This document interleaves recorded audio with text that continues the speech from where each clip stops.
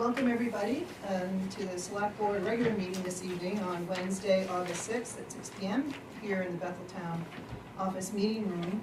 We do have a quorum this evening with a full board, and we're joined by Manager Sharon Jackson and Deputy Clerk Tracy Walker for this evening. And there is an agenda if you want to grab it, if you haven't already, and follow along with us. All right, if you would please stand and join me in the flag salute. I pledge allegiance to the flag of the United States of America and to the republic for which it stands, one nation, under God, indivisible, with liberty and justice for all.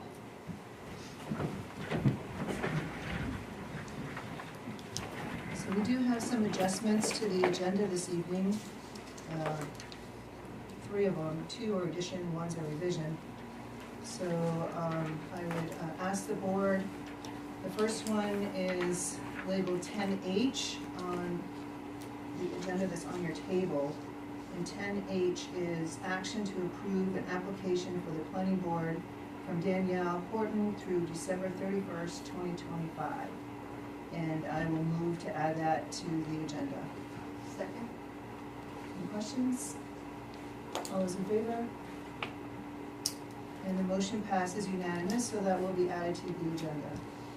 The second one is revision, which is 11C. So that is under the warrants, and C is action to approve the revised accounts payable warrant 2026-4 in the amount of $132,929.07, and I will move that to add to the agenda. Second.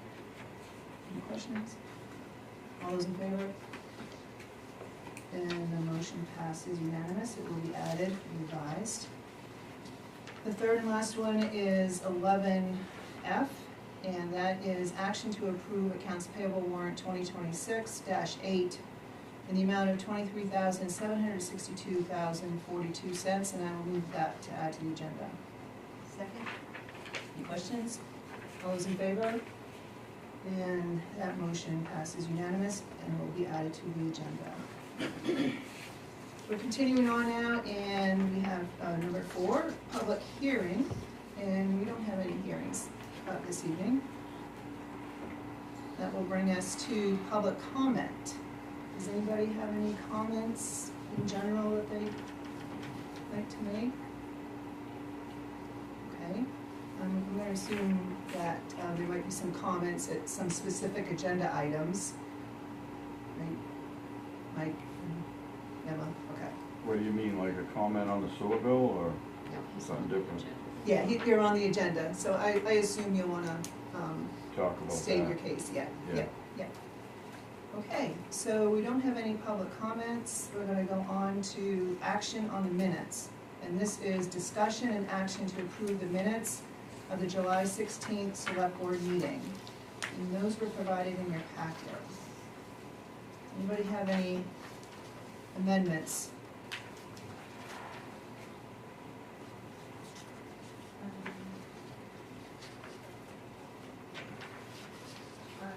Number 12 for select board items, it says that I passed out papers about a Zoom meeting that the library was going to be doing, but it was a zoning, I don't have the paperwork with me now, but it was like a zoning meeting put on by the state library. Did you say that was number 12? Yes. So it's a correction. And then on number 14, it has Faye Southam, so I'm not sure, I can't remember which one was second the motion, but. We both said it at the same time. Yeah, we're always enthusiastic about that one. Maybe we simultaneously said so. So we'll have Tracy check the recording on that to make those corrections. And then I had, it's just a little bit, 10E, combined with 10N, and just we could clean it up a little bit about the, I think in 10E, think we took the memorandum of understanding with the rec management for Bangor Forest, I think we took that up as 10E and pushed everything down, or, it's in two places right now. Right, yeah, I did notice that. Yeah, so just kind of I clean think it up. we That'll all did, be I think we fixed. moved it earlier so that they didn't Yeah. sit through the thing. Yeah, and just if you could add that we did, ask to add an exit clause to the agreement.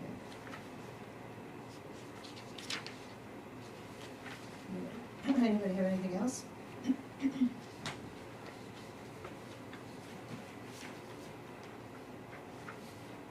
action you'd like to take? I make a motion that we approve the minutes of the July 16th select board meeting. Thank you. If there are no other comments, all those in favor? Is everybody's hands up? Okay, thanks. Unanimous to approve the minutes with the corrections. Thank you. And that brings us to the town manager report, which Sharon just distributed. Turn over to Sharon. July 31st, we filed 107 2025 tax and certificates at the Registry of Deeds. The total was $189,093.07. As of today, we have collected quite a few of those accounts balances. I just didn't have time to go in and run that report, but the money is coming in now from those tax liens. And then today, 11 sewer liens were filed at the registry. Payroll warrant 5 is included in your packet. On August 19th, Michelle and I will be attending the commissioners meeting. We are on the agenda for that night, for that morning actually. I believe it's 11:30, but I'll confirm that again with the email. The next select board meeting will be Tuesday this month on August 19th at 6 p.m. I also gave you a copy of the sewer rate change schedule that went into effect on January 2023. Some of you may have that, but I know some of you don't, but you can keep that for your records. I've also given you a copy of the agreement for the law enforcement services for Bethel Patrol that was signed in 2019, and a copy of the town attorney's response on paying the invoices. In your packet, there's a letter from the Oxford County Commissioners concerning the Budget Committee caucus that is scheduled for Wednesday, August 20th. And also in your packet is information on the state's liquor license statute with the new rules that the businesses now have to follow. It used to be that their applications were submitted here at the town office, and they would go to the selectmen for approval. You would sign that, and then we would give that back, the application back to the business, and they had to send it into the state. But I believe it was in March that changed, and now the business files the application directly online. And then the state sends that to us by a dedicated email, and then after we discuss it here and you approve it at the board meeting, then the next day it is marked accepted, and the state processes the application for the business and sends it to them. Also included in that same handout, I gave you a copy of a spreadsheet that shows all the businesses that have both a liquor license and an entertainment permit with dates when they expire and when they have to be renewed. The bottom portion of that includes only the businesses that have liquor licenses. Right now, Tracy and I are going to be working on that list to get that updated, and then at some point we'll bring it back to you to show you just what the changes have been made. Last week there was a question about doing minutes for workshops, and the board did take action on that, but I did wanna let you know that I did check, just to confirm, on the freedom of access requirements for taking minutes at workshops. And any of the methods that we use here, whether it's minutes, audio, or video recording, are acceptable. You don't have to do all three, as long as you do one that will satisfy the freedom of access requirements. So we do audio and video, so we wouldn't need to do the minutes, which is what you approved not to do. So we are covered on that. Today, Cross Excavation did remove the trees under the requirements of the town's avigation easement that the airport, that the town has along the easterly side of the fence with the airport property and the Harrington property. The work included excavation and removal of trees, stumps, and roots along the easterly fence line with grading of the disturbed areas and site cleanup. The finished work will include loaming and seeding after the final grading has been done. The trees have been removed. The project will continue this week. We did this after consulting with the attorney, getting a legal opinion, and so that project was started this morning, and notification was sent to the property owners. We also, yesterday, we started advertising to fill the town clerk's position. It is vacant again. That is my report. Thank you. Thanks, Sharon. Does any board members have questions for Sharon? I have a question on the listing that you gave us for the liquor licenses. I noticed this a long time ago, but it hasn't come up, but, for 2024, the liquor and the entertainment license was not issued for the River Lanes. That spreadsheet, I would say, is not updated. That was done by a former employee, and we have files for all of those, which is why I hesitated giving you that tonight. We have to go through all of them to make sure that they're all updated, and some of them may no longer be required. So I don't know the exact status of them right now. Okay. Thank you. Okay. Any other questions? For the budget committee caucus, is that something that we should plan on attending? Are other folks planning on attending that? So Michelle, do you want to? Sure. Yep. So, do we explain it in here? We don't really explain it. So there's 3 districts to the county. We're in District 2. And that corresponds with each commissioner, and the commissioner of our district is Lisa Khan. It's done by state statute, the budget for the counties, and Oxford County, they caucus, it's all driven by dates to back end. So they caucus, and 2 select board members from the district are elected. And then 1 is appointed by the commissioner. So there are 3 representatives from District 2 that would go to participate in the county budget process, which then is one public hearing, and then another workshop, and there's the department head budget, and then the budget committee reviews it, and then it goes to the commissioners. And it's a process that goes probably right up through, could be through December. And you work on their budget. And for participation, I've gone to this caucus the last several years, or when I was a select person. Last year, I was one of the 2 that were elected, and so I actually participated in the budget process. I would like to do it again. I encourage us to do, if there's somebody else that, that's great. They would only take one from each town.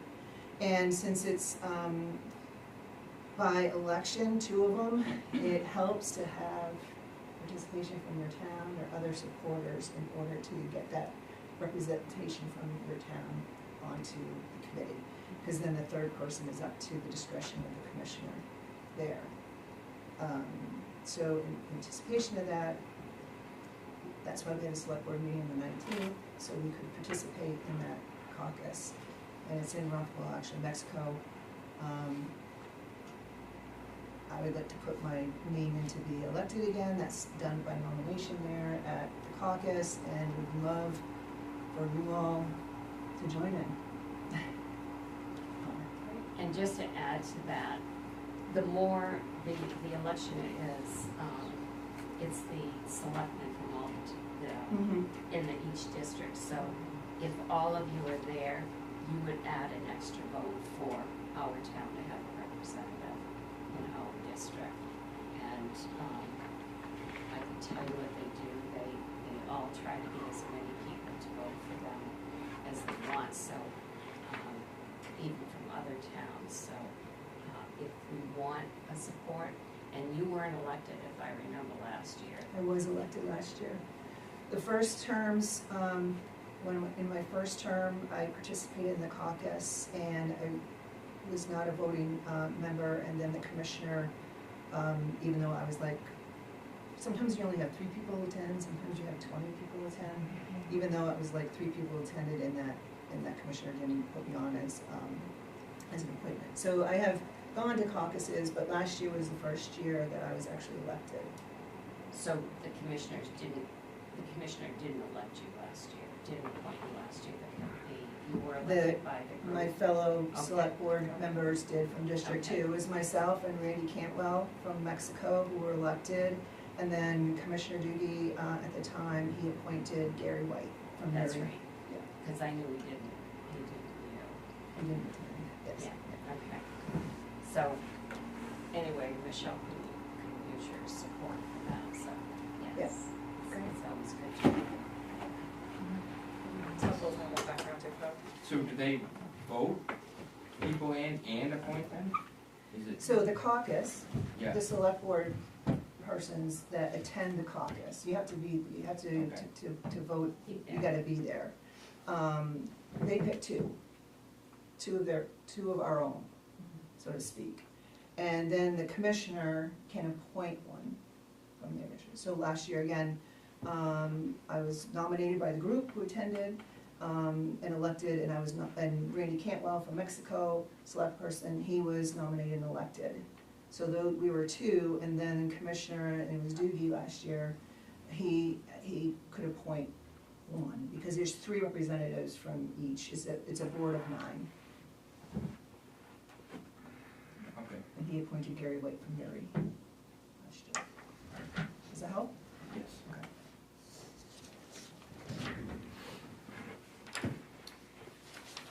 Any other questions for Sharon on town manager report? All right, hearing none, we'll continue on. Department head report, and I don't believe we have any. We don't. Thank you. And board committee report, we don't have any either. Correct. Now to our business items, and 10A, the first one is discussion and action to approve a sewer abatement request from Brian Adams of 53 Broad Street for account number 7 for Q3 in the amount of $3,020 and Q4 in the amount of $1,180. And you do have that information in your packet, and we do have Emma here if you wanted to. Bring us up Yeah, to speed. so he obviously had a leak. He came to me, it wasn't that long ago, he had brought to my attention that he thought his sewer bill was high. It's just him that lives there, he does not live there full time, he's typically out of state, for the most part. So I had reached out to Lucian to see if he had any information, if maybe there was a leak, what could have been going on. He doesn't rent it out either, and Lucian did say there was a leak, and then obviously Lucian gave me his letter. He was billed for quarter 3 and quarter 4, and then he also received the 2 supplementals because of the issue we had in the billing system for quarter 3 and 4 of being undercharged. So is he normally under the, or at the minimum amount? Yeah. And then- Mm-hmm. And he didn't notice quarter 3 and question it then, it was. Yeah, he's not around either, so he's older as well, so yeah, I don't know. Was the leak inside or outside? It was in a crawl space. So they didn't notice it.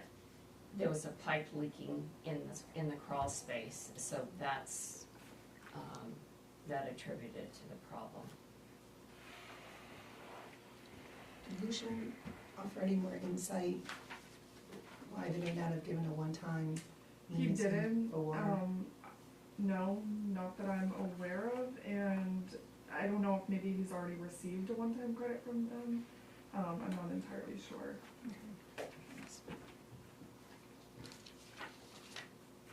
Well, I think, didn't he mention in his letter here that he didn't, they actually took the water went through the meter, Yes. and that's Yeah. why they didn't give him a credit. Yeah. Well, most of the time the water does go through the meter. Right, right, So why do, that's why they sometimes have that one-time leniency. yeah, I know, but there is a limit, right, isn't it like once every 5 years or something? The water department, they, Have a whatever policy on that. policy, they Yeah. traditionally give a one-time leniency as long as it's repaired.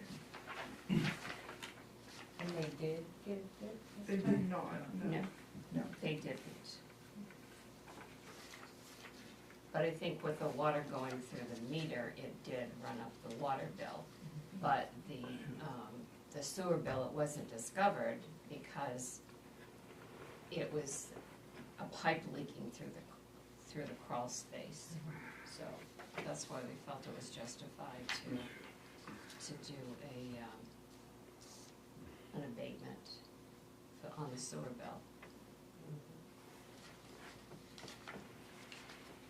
Any other questions? Comments? Would you like to take any action? I make a motion that we approve the rebate on the sewer bill for Brian, Ryan Adams in the amount of are we doing both of them together? Yes. Okay, in the amount of 3,020 for quarter 3, and for quarter 4 at the amount of 1,180. Second? Those quarters are 2024. 2025. quarter 3 is Quarter three 24, and quarter 4 4 are is 20. 25. Okay. No, 3 and 4 are 24. 1 and 2 are 25. I mean, if we, Yes, the quarter was, but we Right. billed it in January. right, yeah, those are the quarters, Yeah. I'm used to our fiscal year with the quarters, but I'm trying to go with the water department's fiscal year, so. Any other questions or comments with this? All right, hearing none, all those in favor? All right, thank you, the motion passes unanimous. Okay, we're on to 10B. Discussion and action on Michael Bean's request to waive 5 to 15% of his monthly sewer charges for the laundromat. Do have information that was supplied in our packet. And with Mike here, Yep. welcome Mike, if you wouldn't mind giving us. Yeah, I'd like to explain a little bit before you make that decision. I've been talking about it for a number of years. Went to a meeting maybe in year 2000 or something, I can't remember, but never got anything accomplished. I didn't have the paperwork for it, but the study that I brought forth to you it's all across the United States. And it's kind of proven fact, and we all know that it is, but I never could come up with a percentage. That when your water goes obviously into a washing machine, and then you take it out and put it into a dryer, there's a certain amount of water left in the, because you've got to dry the clothes. So having done all these studies that they've done, they say between 5 and 15% of the water coming in is not going in the sewer. So I'm just, you know, whether it's a laundromat, and we probably do the most in town, so we get pretty well. I mean, it's one thing if you got one toilet, you know, if it goes up $10, who cares? But this is a little different situation, and this is why we've been so high in our washing and drying, because I almost folded the doors a few years ago, and I just decided that I was going to put bigger washers in that saved on water. So that helped, and the minute I did that, then they went up in the sewer. And then I went up and I got more new machines, and they went up on the sewer again. And now the water's gone up, so they're probably gonna go up on the sewer again, I don't know. But with the paperwork I got you, I'm not asking for $1 million. I'm just,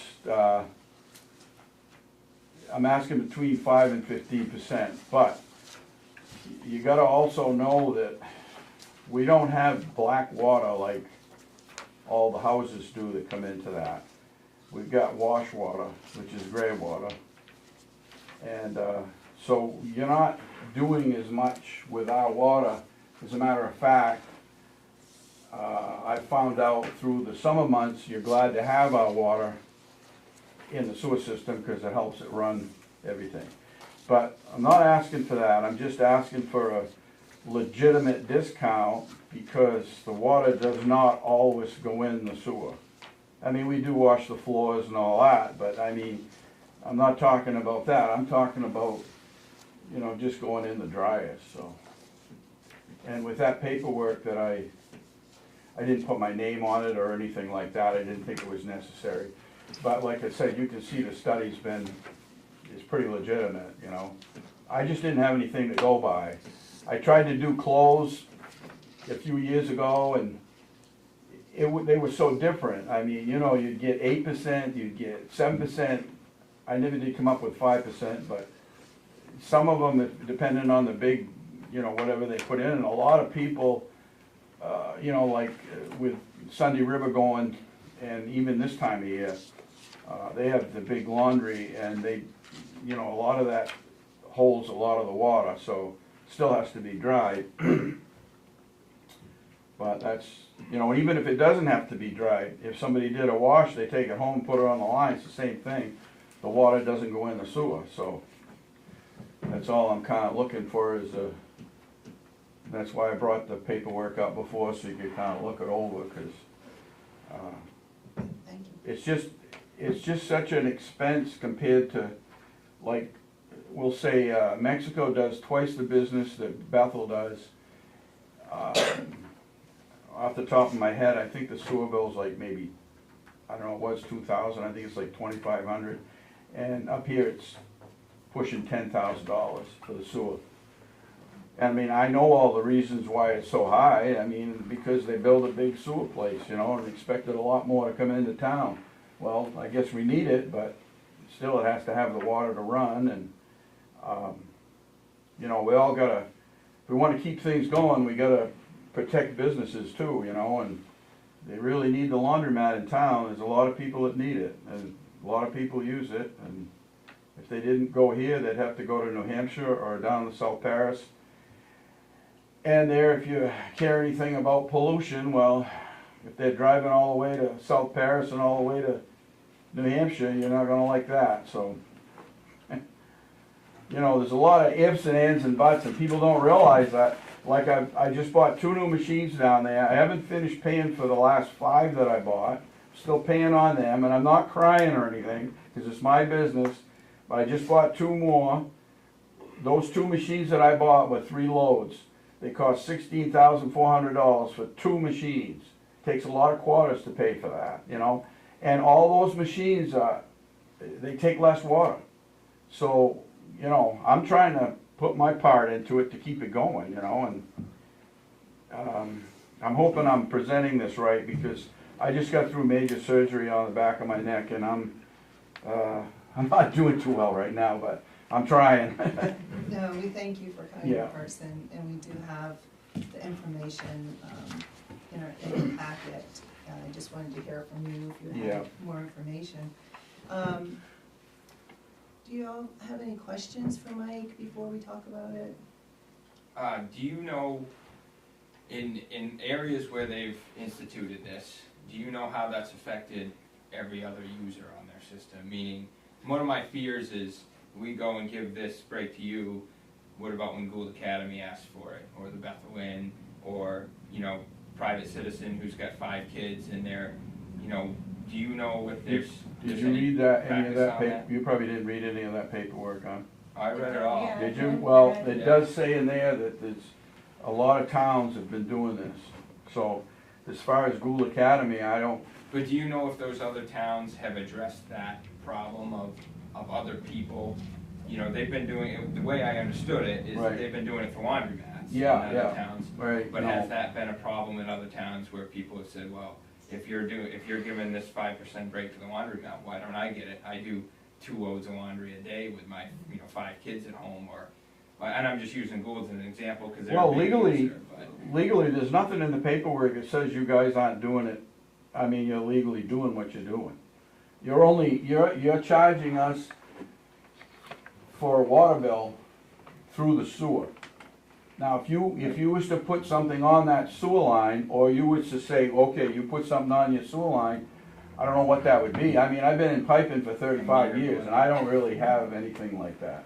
They probably have new things now, Yeah. but, you know, if that's the case, then that would probably be a better way to do it, but, yeah, I understand what you're saying, and I figured that was something I figured that somebody said they want to go in the paper with it, and I said, it's all it's gonna do is hurt me, and they said they Right. just wanted to make sure that people understood how much of a problem it was to keep the laundromat going. You know what I mean? If you look at it, when I bought it in 1998 compared to now, what they had for machines and water running all over the place, it wouldn't have survived. I mean, it was just leaking everywhere. So, yeah, so when they started really going up on the sewer bill, that's when I said, well, you know, we've got to get rid of the top loaders and put in the front loaders and put in, you just can't put in regular front loaders. We tried that, they're not regular, but they said they were good. But after 4 years, all the barons started going $1,200 to a whack, and it doesn't make sense. So you got to get the commercial brand washers, and those are the ones that say get less water. But the sewer bill's gone up so much that, Yeah. you know. So as far as with your question, no, I don't know about like a hotel. A lot of times hotels have their own water system. A lot of times hotels have their own sewer system. I know the one out of town, he has his own sewer system on the right-hand side. I don't know what the name of it is now. But, you know, they have their own sewer system, so they're not be bothered with it. The ones in town might be, but I don't know what the older ones have. I don't know. So, Okay. Yeah, I think that's, there's sympathy. Yeah, For I mean, that, for sure. I know our sewer bills are way too high, And, and I would love to get them down for everyone. And it's just a matter of how do we balance it against everybody else, right? You know, mm. my washer and dryer, or, you know, other businesses and stuff. Any other questions for Mike, or you have any conversation, comments here? How many different types of washers do you have? Or is it just one type of washer? Like, you mean brand, or do you mean amount of, Well, I'm just wondering like Sizes. how easy it would, like, if you could, cause the paperwork you gave us was sort of like a general, like, if, it won't do any good. I was just. It's wondering- not, it doesn't have anything to do with that. It takes less water, but all it is a percentage.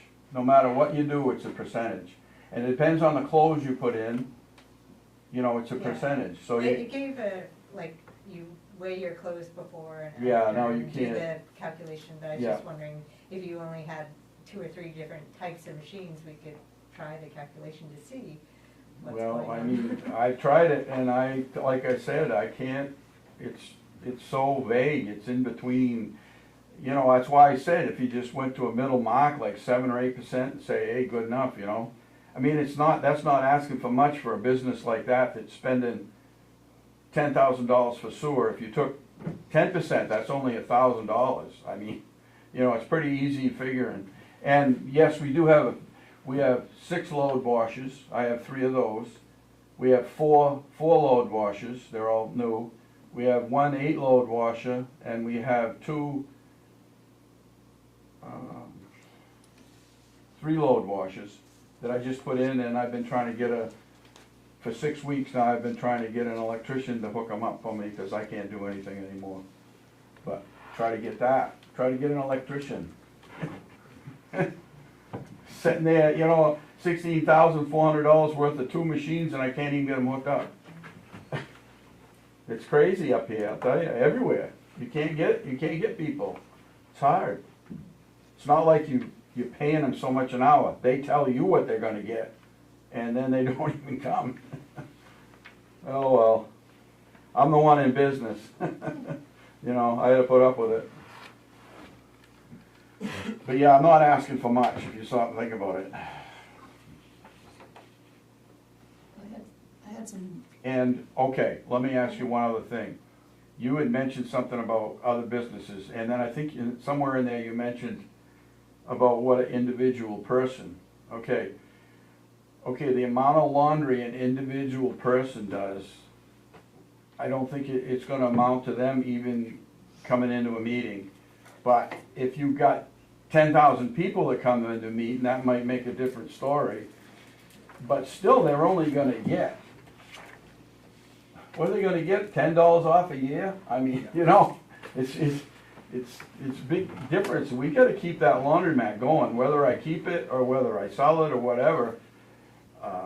You know, I mean, I'm 71 years old, obviously, I gotta live forever, so I'm just trying to make sure that it should have been done a long time ago.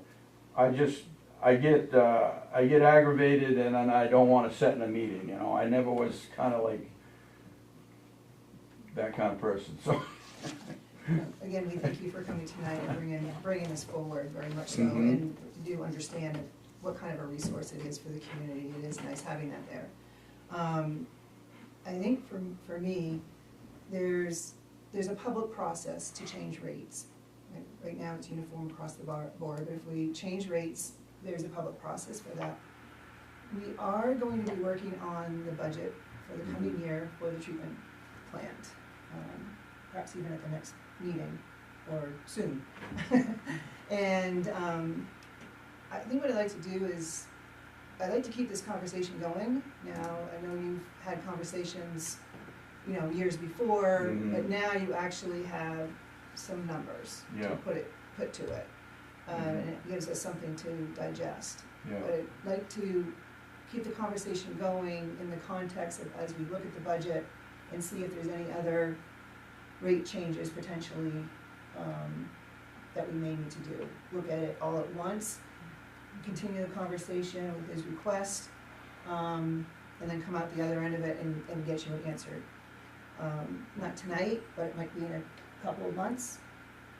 We'll be able to have an answer Yeah. for you. Has Okay. the superintendent looked at this down there? No, Toby and I are actually going to be reviewing his budget Okay. tomorrow, and in reviewing the budget for the expenses, we're also going to look at the revenue that came in the year before. And with that being an enterprise department, the expenses need to balance the revenue. So we're gonna have an idea as to whether or not what we take in for sewer rates is enough to cover the expenses. And that may trigger a conversation on changing the sewer rates, just like Michelle said, but it's not something that we'll know right now. And this board here reviews the budget for the sewer district, which I would be looking to do that the week of our next meeting, which we can talk about, after, when we can do that. So what does the board think about that action for Mr. Bean? I like that approach. Yeah. I think it makes sense. I think Andy's point is, you know, really salient, especially because we have a lot of short-term rental businesses here that do a lot of laundry. And if this is a problem for your business, I'm sure it's a problem for other businesses as well. And as we're thinking about the larger picture, I think it makes sense to think about in the context of what that means overall. So I appreciate you bringing this up. One question, would you be able to, is there more information about the studies that are referenced here, like specifically how they got the 5 to 15%, if they're able to share the specific examples of the studies that were done and what percentages I were don't know, copied? maybe it didn't all get copied, I don't know. Because it did seem generalized. Yeah, I think this is like set up as a template to, Yeah. like, for you to do the This is a- research, so. Yeah, and it's That's why I was it's a coin laundry association that goes across America, and they try to make it so I understand the problem with pollution and water and sewer, and then, you know, which you didn't need to have all that, but I just wanted to give you the whole thing so you could see where everything was coming from. And there's a scale of the water evaporation allowance on the front one. Yeah, there's a number of the pages, I think it's about the fourth one back. 4 for 50, and I don't know, looks like. I think it would be helpful, because there was some good information here, but because it was so general, as we're thinking about how this plays into our conversation, it would be helpful to know more specifics on the studies that they're done. Are you a member of the Coin Laundry Association? Well, I've been trying to get to be there. I called them up a month ago and to do the insurance and everything, and I don't know what they're waiting for, but I'm still waiting. So, yeah, I get the booklet and everything. I'm a member as far as getting all the booklet, but I've never been charged any fees, so Yeah. that's how I learn a lot of things from the book that comes every month, you know. Okay. Well, when we're having these conversations, if it's helpful, if you come across more information Yeah. on studies, please send it to us, and while we're having these conversations, if it's helpful to maybe try out, like Sarah was Yeah, I was gonna suggesting, say, the I mean, testing. they do step by step give the formula, so It's, we could just run down there, I don't know if I could do Yeah, it at some point. and run the calculation. the vague thing about it is, if we had all top loaders in there, the sewer bill would be way higher, because one of the top loaders is about, on average, it was about 45 gallons, and that's what a triple loader takes, that's what a 6 loader takes. They're all about within 10 gallons, and you're doing 3 to 4 to 5 to 6 loads, almost all on the same water, so that's why the amount of gallons has gone down over the years. Well, it's actually, I don't know if it's gone down, as we have, I don't know about because the business has changed. We have more business than we had, because we have bigger laundry, bigger loaders, so it's pretty hard to tell. But I'm just asking for an average anyways, and I really don't, I mean, I could fill all this in about the sewer bill, but that's not gonna do any good. I know what 5% is, I know what 10% is, it's pretty easy to figure out. But what you're asking is how much percentage does it actually, do you actually lose? There's a certain amount of evaporation, there's a certain amount that goes in the dryer, and then there's a certain amount where you wash the floor every night. You know, there's a few gallons there, but if I added all that up, I mean, I can do it, but it's really not gonna, you know, I mean, it's gonna be up to me, it's gonna be, and then, I mean, I wouldn't lie about it, but I'd be standing there and waiting for everybody to wash their clothes, and then they'd be giving me a hard time and all that, so if you don't wanna do it, it's not worth it. You know, for $1,000, if that aggravates you that much, then just forget about it, or $800 or whatever it is. But I just think it's very unfair to charge this, and I think it has been since I've had the laundromat. Ever since the sewer started going up when they rebuilt the whole thing. And it's very unfair because I've been told by more than one person that, like I said, they use my water and they're glad to have it, other they'd be putting regular, just plain water into the sewer system to make it run. You know, I mean, I can't prove that, but I know what they tell me. So, and like I said, you gotta remember that these people that have all these washers and dryers, they have toilets. They have a bunch of toilets. That's a lot different. When you're putting a toilet into a sewer system, that takes a lot more to take care of things. You have to take it out, you have to haul it off and put it somewhere. You have to pay to haul it off, and if you don't, then you do eventually, I can tell you that. No, You again, know. we thank you and we appreciate your business. We just need to weigh it against Yeah, everybody else, you know, the person who's not sitting here. right, And see how it affects her, and we have an opportunity now to do that. Yeah. You've given us information. okay, We have a request for more, if you happen to come across it. Yeah. I mean, there are studies that are, lead us to believe that, you know, like Chicagoland, CLA, perhaps if you do talk with the Coin Laundry Association, you can just ask them if I they can have ask them, copies. I'll try to find Yeah. out some more information. Yeah, that would help Um, us.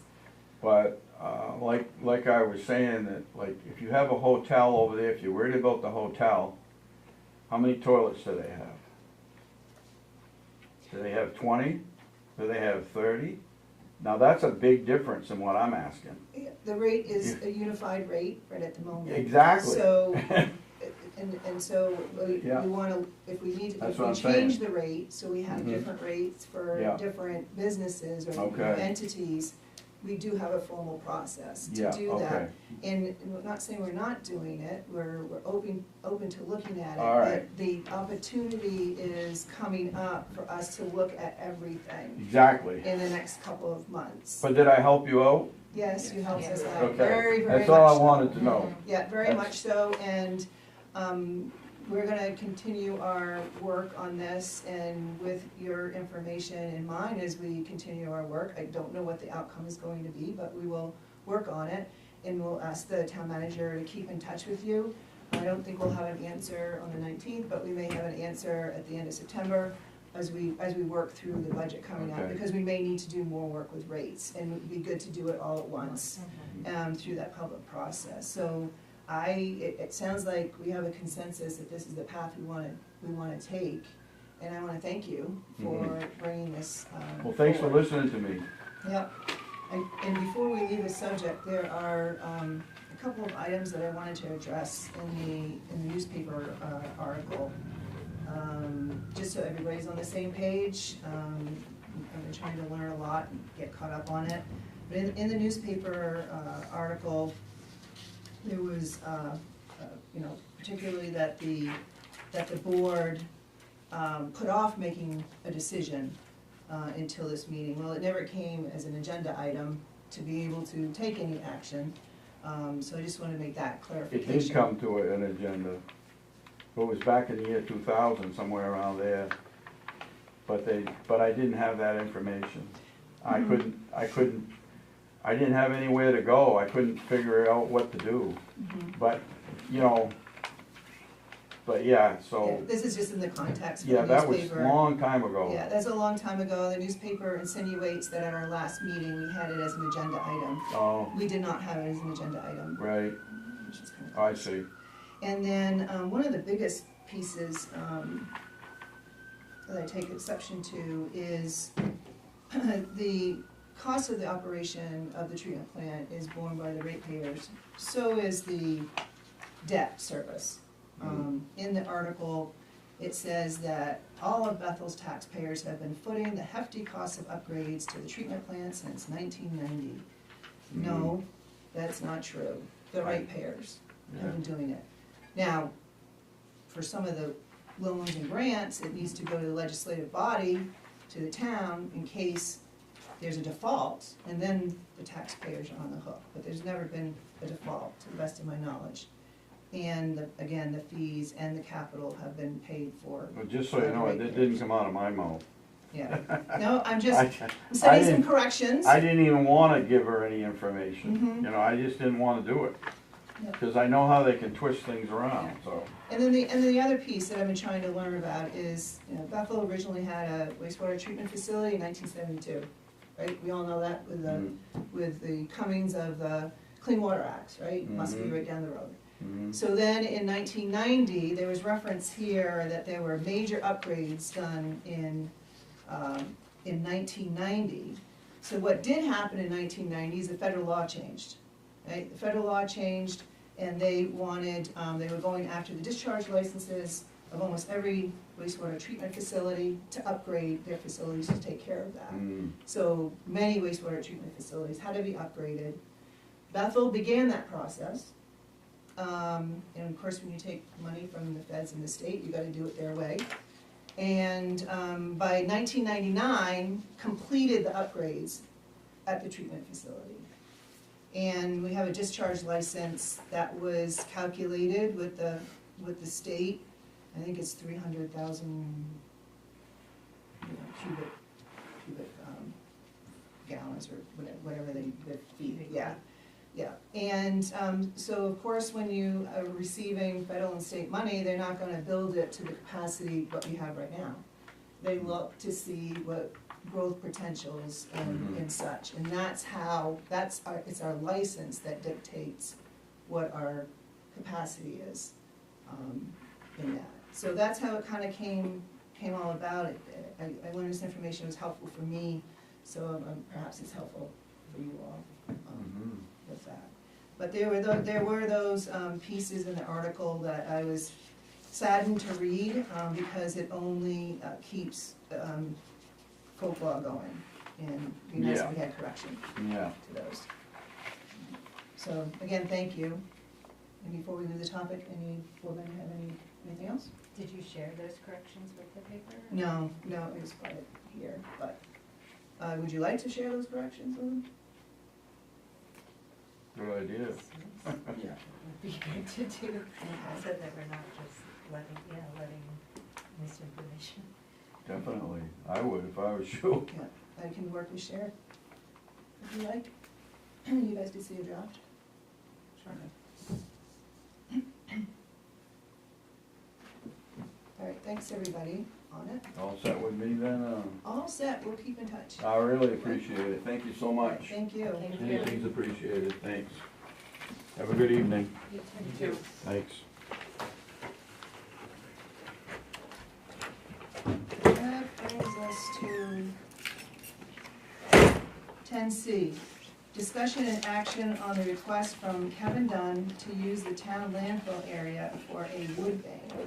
So we've gotten information at our last meeting, I think Sharon has some more, I'm actually gonna turn it over to Sharon. Thank you. So I gave you last meeting all of the information from Kevin Dunn regarding his request for the Bethel Wood Bank, and the information explaining it. I gave you information from Toby last week that he received on the sludge area, which is across the street from the transfer station. And then this week what I gave you is it's a maintenance requirement for closed municipal landfills. And when I talked to Kevin, it is the landfill that he was requesting to use. I did call and I talked with Kevin, who is our DEP representative at the state for the closed landfills. They do inspections here every year. They're supposed to do them every year, but they're shorthanded, so the last one was done in 2023. And we are required to do specific maintenance every year, which Scott's department does this somewheres around August, September of every year in the fall. And when I called Kevin about this, he wasn't quite familiar with wood banks, so I read inserts from the letter from, oh, they're both named Kevin actually, so, Kevin Dunn's letter to Kevin at DEP. And so the first thing that Kevin from DEP said was, you don't even wanna go there. Actually, what he said was, you don't wanna touch this with a 10-foot pole. And the reason for that is, when landfills were closed years ago, some landfills were more contaminated than others, and there were certain requirements that towns had to follow in their cover, in covering them and capping them. And disturbing the cover, the cap of the landfill is the critical piece here. And so one of the worst things you could do, in Kevin from DEP's opinion, is have a wood lot on top of a closed landfill. So he does not recommend it. If you go through the cover of that and get inside of that, and that starts leaking, then there's gonna be a lot of problems that are gonna arise, and the town's gonna be responsible for redoing whatever has to be done to make sure that that landfill is kept the way it's supposed to be. So Scott can speak on this as well, but our recommendation is in line with the state's rules on using a landfill that has been covered and capped, and that we do not allow this to happen. Sharon. Did they specifically request that law? Kevin did, yes. Okay, I didn't see it in this email, was that in a different communication? Our verbal communication, because I had a call from another resident who was adamant that it was a sludge field across the street that was, or the landfill. And when Kevin called me about this, he told me it was the landfill, and it's not the sludge field that Kevin wanted to use. It's specifically the landfill area that's on the same side of the street. But even talking about the sludge field, when I discussed that with Kevin, DEP, it's not recommended to use either or because of the contaminants in the ground. Yeah. And I guess let me add this, if it's something that you could use, we could use that land for the highway department. We have a lot of equipment, and the airport, right now, a lot of the area that is used for storage for the highway department is actually on the airport property, that we do have to find another location for at some point in the near future. So if we were able to use that, we certainly would be considering that, but that would need to be considered because you can't have, heavy equipment disturbing the ground cover. Could he, could it be in the community forest, because I feel like, I know they've had this discussion. I don't know if it's the same person. He told me when I called him, I called Kevin Dunn on Friday to let him know I spoke to DEP and that it would be on the agenda tonight, just like I told him, but I would not recommend, Scott and I were not gonna recommend that it be used for this. He told me he had requested use of land from 3 other areas, and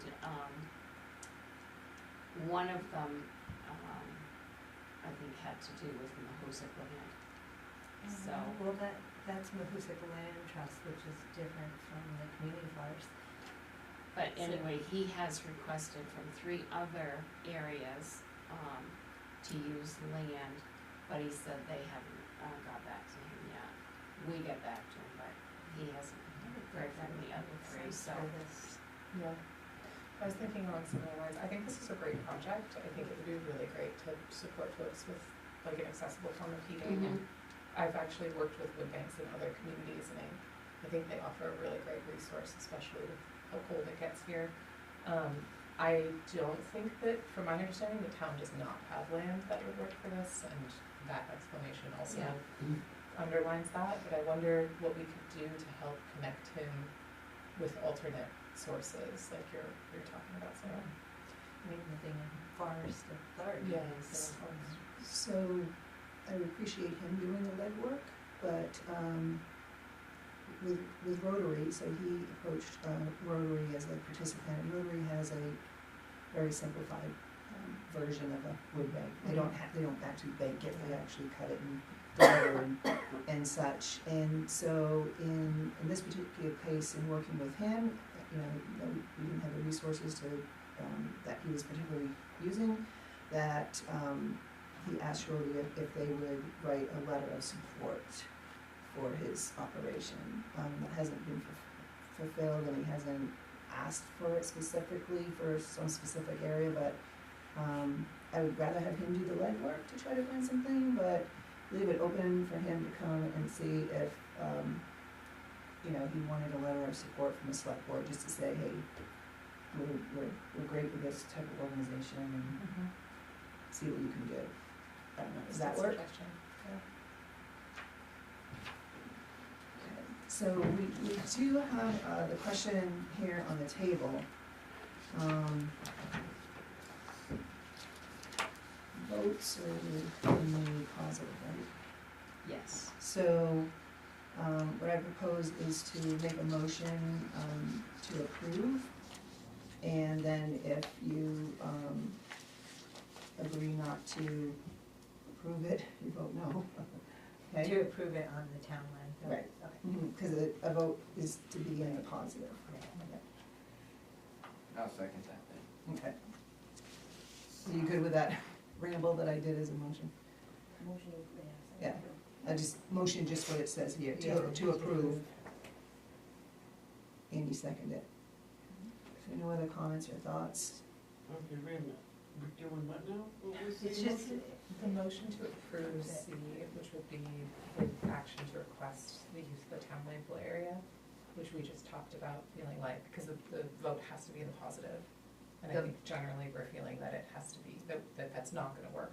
Not the vote, but the motion. Right, It motion, needs to be yeah. a positive motion. You can't make a negative motion. So you make a positive motion, and if you oppose it, you vote no. Oh, okay, I was, okay. Say that. It's confusing. Yeah. I'm thinking after all we said, now we're approving it? Yeah. So it sounds like we're good. Yeah. All right, all those in favor? All those opposed? Okay, and the motion fails. So can you just tell me who made the motion and who made the second? I rambled the motion, and Andy seconded. Okay, thanks. That way we can compare. And we're gonna offer him the letter of support. If he wants one. Yeah, Yes. that's great. And I'm happy to help write that. So just to clarify, this land is permanently contaminated. the landfill. Permanent, is this land permanently contaminated? The landfill? Yes. Okay. Very good. We're gonna be moving on now to 10D, discussion and action to approve temporarily closing Church Street from Park Street to Winter Street on Monday, August 25th, and on Saturday, August 30th, between the hours of 9 and 11:30 a.m. to automobile traffic during the move-in time period for the boarding students. And this is from Gould's Academy. And you have that request or application in your packet. So they did their hand drawing, and then what I did was I sent them the Bethel Village, template that we have, and she did that as well, so now she has a copy of that. And it's basically the same as they do every year.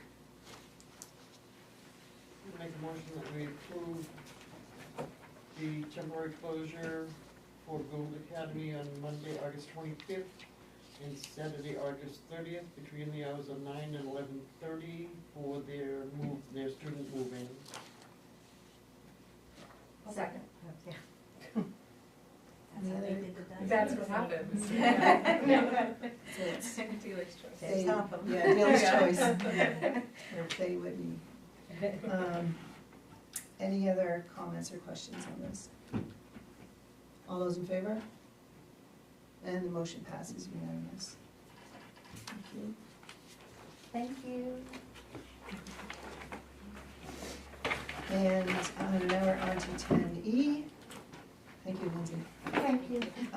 10E, discussion and action to approve the on-premises liquor license renewal for Kowloon Village Chinese Restaurant at 190 Main Street. And you have that application in your packet. I make a motion that we approve the on-premise liquor license renewal for Kowloon Village Chinese Restaurant at 190 Main Street. Second. Any other questions or comments? All those in favor? And the motion passes unanimous. 10F, discussion and action to approve your vote on the ballot for the 2026 MMA Executive Committee.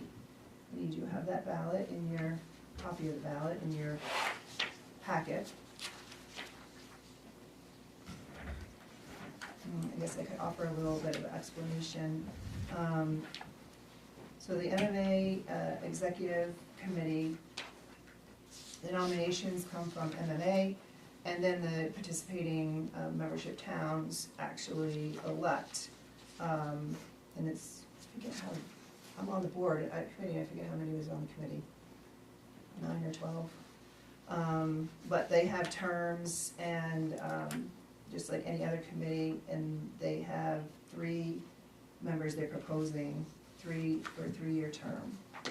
Also, at the same time is the vote for the vice president, who then next year would be the president. And this is being a member municipality, this, we have this opportunity. And I guess I would make a motion to, where do we want it done? To vote the slate. I make a motion to vote the slate for the executive committee members and the recommended nominee for the vice president. Second. So the way I understand it, there's really no one contending. Right. There's 3 spots, 3 people. Okay, I get you. I just wanna make sure I was reading this right. We could offer somebody I was else. gonna say, I mean, we do have that as well, that's a prerogative. That doesn't sound like, it sounds like we're good, right? Mhm. All right, if no other questions, all those in favor? And the motion passes unanimously. So you'll sign that tonight at the end when you sign your paperwork, and that ballot, the official ballot will be mailed tomorrow. Bringing us to 10G, discuss the August 19th meeting with the county commissioners concerning the deputy patrol budget. So thank you, Sharon, for getting us a meeting with the county commissioners, and this came about from our June 18th meeting that we had with the administrator and the sheriff, and learning about the cost allocations that they were proposing, and then also from action or non-action on the warrant at the last meeting.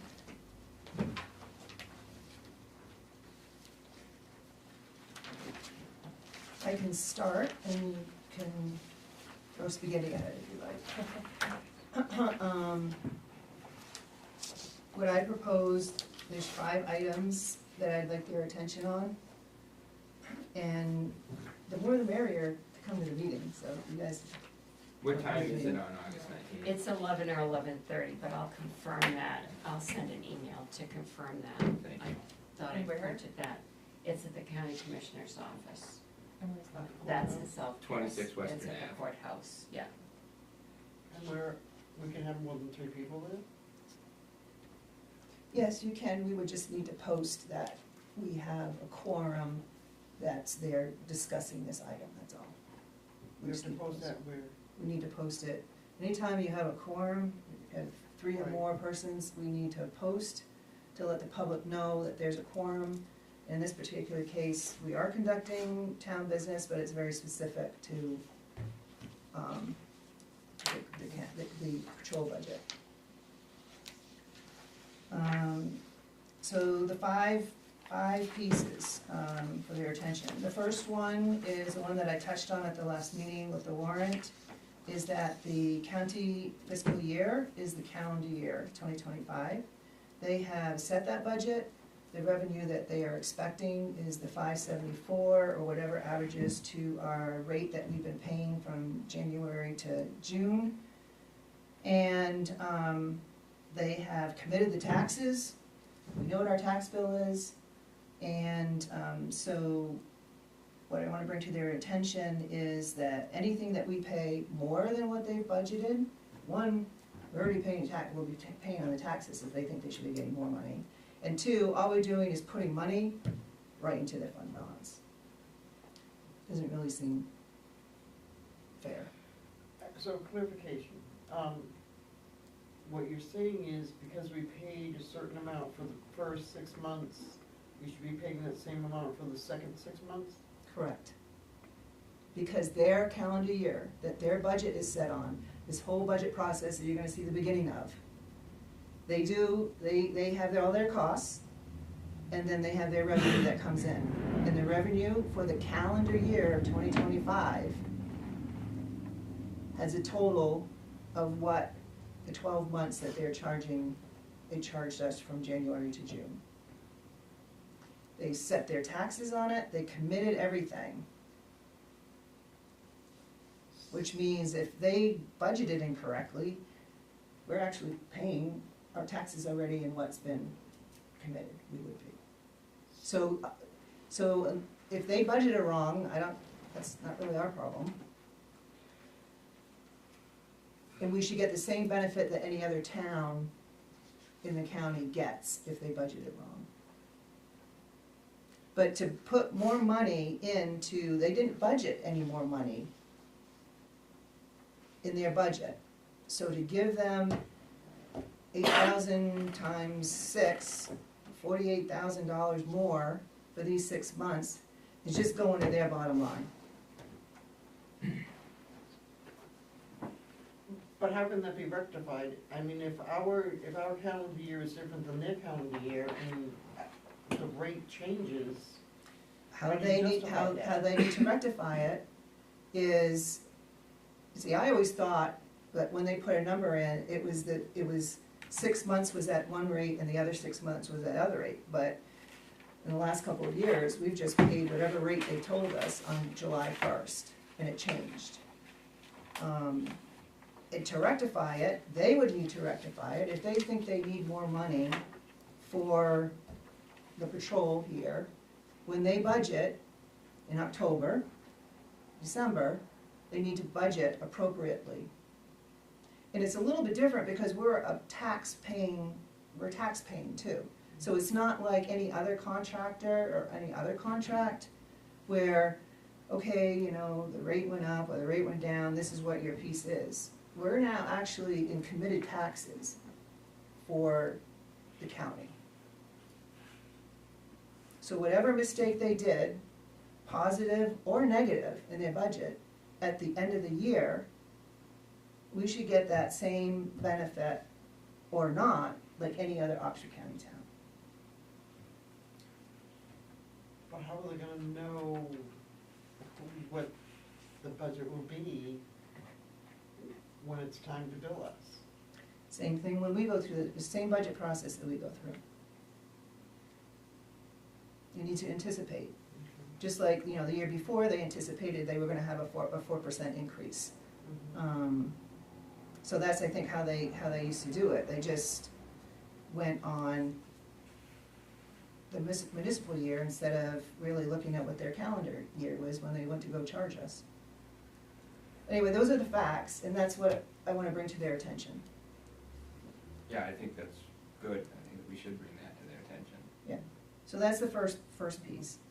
The second is what I asked the administrator So I anticipate that we would be paying the new rate, of which they spent a lot of time studying what the rate would be per deputy, and I appreciate that, because we hadn't had that. But there was one line item in that new rate that they gave us that was depreciation. I would like to know if that is a cash expense to the county. If it's a cash expense, they can prove it, okay. But if it's not, if it's just a bookkeeping that the whole county would share in otherwise, then I'd like to argue that, no. The third piece is I want to bring to their attention in the new year, presumably with the new rate that they came up with, to please consider the model that Penobscot County uses. And the model is for the contracts like ours, that the rate that's charged is 80% of the deputy rate. To take into consideration the calls that we would get from here and the neighboring towns would benefit from. Do you have, like written example of what that Penobscot contract looks like? So for all of these, I'd like to get that back up. Yeah. So I just wanted to get the See. concepts now. You know, this is information that came from the Oxford County Sheriff. So I would like to get confirmation from Penobscot County. Great. But it is out there and ask for consideration. Mhm. Fourth piece is, you know, appreciation for the deputies. This cost allocation is not a reflection of their work that they do. I appreciate it and I think they do a good job. And then lastly, I'd like to have a couple of mistruths corrected. One is the administrator was here and he said that Bethel cost him last year an extra $50K. I don't believe that's true, because, and also he said because Bethel cost them more, the county did not refund us the administrative fee in the last patrol allocation, cost allocation. And I don't appreciate it. If we did the same thing, they billed us the same way the year before, they had a budget number, and we paid the first 6 months, the last 6 months we paid the increase. How can you say that you cost us more when we just put money right in your coffers? So I'd like to have those facts fleshed out. And second is a little bit of a chatter from the commission that Bethel complains. It's complaining about its cost allocation. And I would just like to comment on that, where we have been asking for answers, and it goes over a year now, especially on one line item from last year's cost allocation. We have never gotten an answer to that. So we are only asking for information that we believe we're due, in my opinion. So those are the 5 points that I'd like to bring forward, and I don't know if you guys can support that or not, or. Yeah, I mean, I can. I think that to go along with the lack of answers, we asked it the last time, and I don't think we've got it, and I'm sure that we won't. We still don't know how often is our deputy spending outside of town. Yeah. And I know that's a cost that I'm pretty sure we were asking that my first term here. And I know their computer system, and I know that if they had set their computer system up properly, they could track that, they could be tracking that cost by now. It's very difficult for them to track that cost without doing a lot of manual labor if they don't have their system set properly. But that to me is, you know, knowing how often our deputy is out of town and how often are they actually calling somebody else to fill that spot. And, you know, I think that what gets lost, and it's not something that, it's relevant to the budget because we're paying for that person. I guess what gets lost in kind of translation is, you know, are they calling somebody out from Hiram and, okay, our deputy's gone to you know, Gilead to do something, and now they've arrested somebody, they're in South Paris for 2 hours at the jail. In the meantime, somebody's getting called up from Hiram, well, it takes them an hour and a half to get up here. Like, that's time that we're, you know, I think those are the answers to me that we haven't gotten. Mhm. We didn't get when I was here for the first time, and I know I've only been here a few months this time, but I don't think we've got those answers yet. Okay. And those are key, and they're very relevant to the budget, because again, that's where the cost, that's where I get frustrated, I guess, with paying the full rate for a deputy and not actually, I don't mind that the deputy goes and helps out next door. Yeah. That's not the problem, it's the problem that we're paying the full rate all the time. Yeah, so, And not getting, and we're also still paying a full tax, our full county taxes, right? We pay our share of Oxford County taxes, as citizens and as a town. And so we're still eligible, we still deserve that zone deputy. So I don't know, maybe, and I apologize if I'm explaining this and you guys are already aware of this, but there's 3 zones in Oxford County. North, 1, 2, and 3, and we're part of 3. And within zone 3, they have Bethel contract deputy, now they have a Mexico contract deputy, and for a while they had Dixfield, that's still up in the air.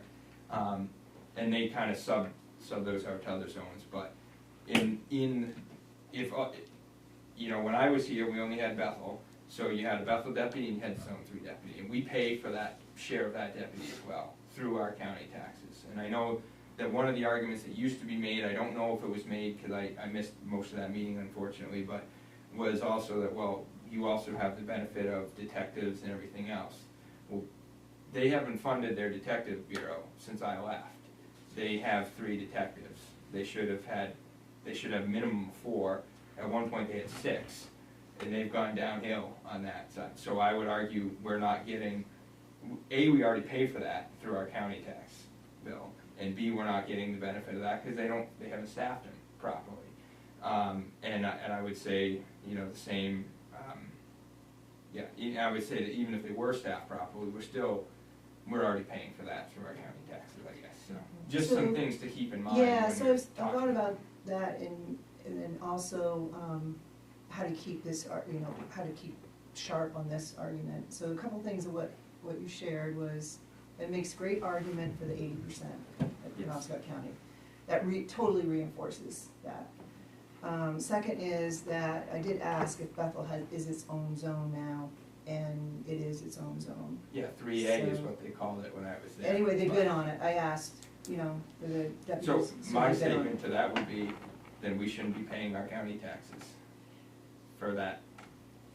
It could be, but at least we're recognized as being our own place. Yeah. What that means more, I don't know, and I thank you for your input on that. And then lastly, since we're trying to focus on the cost allocation, how long they're going, or what, we're supposed to, I see that as quality control, which we can go after we get this. It's definitely quality control, because we know what we're supposed to be getting, and if we're not getting it, then we can form a complaint, and I think to take that to the sheriff, because I think quality control is his, right? I think that's where that is supposed to be accounted for. Should be. And so I think we have a right to do that, but I wanted to keep focus on the cost. And use those pieces to help support that, but Sure. not have it be the focal point. So I was like, how do we keep that sharp? And I was like, okay, yeah, it's quality control. So we may have more quality control issues, but to kind of keep that separate from the cost. So would that be classified also under quality control if they, like, credit us for the time that those deputies are in other towns? I mean, is that quality control, or we? Might be, Yep. it might be, I mean, it's either that or build those towns for those hours. But if we already start off by only paying 80% of the deputy, we've already gotten a benefit. Right. And how much more of a benefit we can get, I don't, cost-wise, I don't know. But Well, safety, that was like an option, another option is Yeah. to, you know, what you said is the 80%, but if they're not willing to go there, then okay, give us the credit on the hours that you're not here. so that, we tried, you know, do a reconciliation, right? When they didn't have enough deputies, we knew we were getting overtime deputies, we knew they, you know, they didn't have it, right? We had deputy 1, deputy 2, and, you know, White or Smith, so that's where we asked for a reconciliation to get credit, because we didn't believe we were getting our credit. And that's when they came back and said, no, we're not giving you credit, you cost too much, and heck, we're not even gonna give you the admin feedback, which the state law that he handed out, or Sharon handed out, says that we're not supposed to I don't pay. know how it costs too much when we're paying county taxes too. I don't know Mhm. that- Yeah, That's a piece that really, I think, like, we're double paying for some of this service. Does that 80%, is that what that 80% accounts for, or that's for? no, the not it spent counts going from that hours? deputy going to Newry, Yeah, that's the outpost town. right? So that's Yeah, another I mean, discount we should get. is the amount. Intuitively, we know, you know, it works to have a base here for us, because they're here, you know, in front of my house, there were 2 deputies, you know, working with somebody the other night at 11:30 at night. So it works great for us here, but it also intuitively, we don't have all the facts and we're trying to get that straightened out, right? We know there's a good deal of population, especially in the wintertime, in Newry.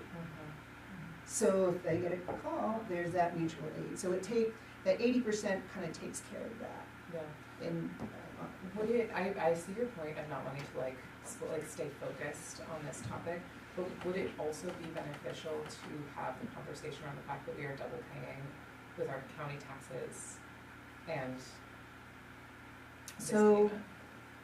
there may be some blurred lines, but we're not. Okay, alright, so not completely, but there are some. So when you said we're a zone, do we have we have 4 officers designated for Bethel. Do we have another zone officer who's around? In the zone 3, yeah. So we Or are, 2, so we whatever are zone. paying for more than 4 officers then?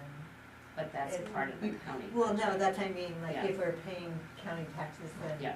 we are getting County that, then, or are we taxes not don't getting, get are we only getting our 4 officers and not that? Yeah, you do get that benefit, but Okay. you don't have them immediately. No. You know, presumably, you don't have them immediately, but, you know, those two deputies that were there, I don't know if they were both Bethel. I mean, one was there immediately, Yeah. so I presume it was Bethel, and then another one came from somewhere, I don't know, maybe that was zone Probably 3. zone 3. Probably zone 3 since it was late at night. Right.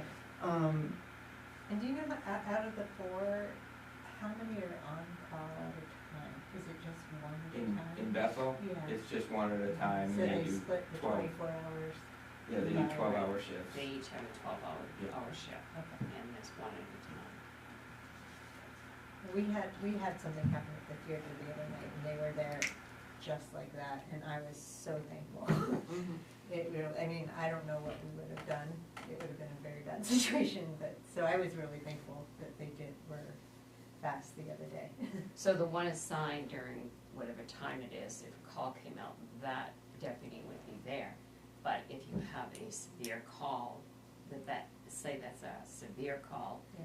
then they would call that zone 3 in. Most likely, Yeah, especially at that yeah, time, that yeah. would be Yeah. the standard Yeah. that they would follow. But at any time, our on-call could be in Newry or Gilead Exactly. or Right. somewhere else, so Yes. then we have to pull in the other That one. seems like that data should be fairly easy to have, like that they're there, like, because if you have it's gotta be, they've got, right? They've gotta They- be collecting the data of when the call came in and when they got there, right? Yes, they absolutely collect Okay. call times.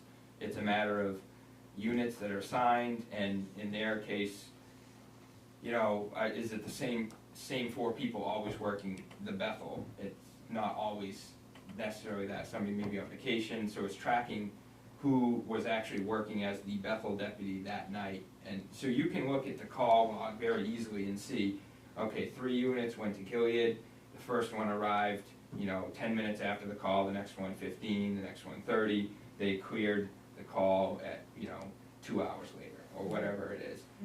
But it's knowing which unit was assigned to Bethel at that time. Yeah, I and guess that's that's, hard to that's say. the tricky part to track, which I still convinced that they set their system up properly and they trained their guys to code things a certain way when they were working, then they would know.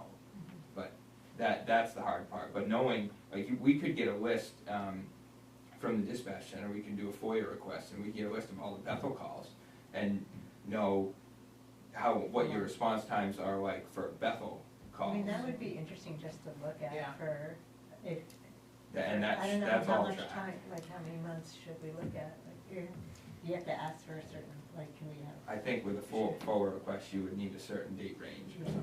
So I wouldn't think that we would even need to go that route, because when we ask for information, we should get it. Yeah. But I did talk to Zane, after our last meeting, when I called him to get Michelle and I on the agenda. And I asked him specifically about the reports that we received from Dana.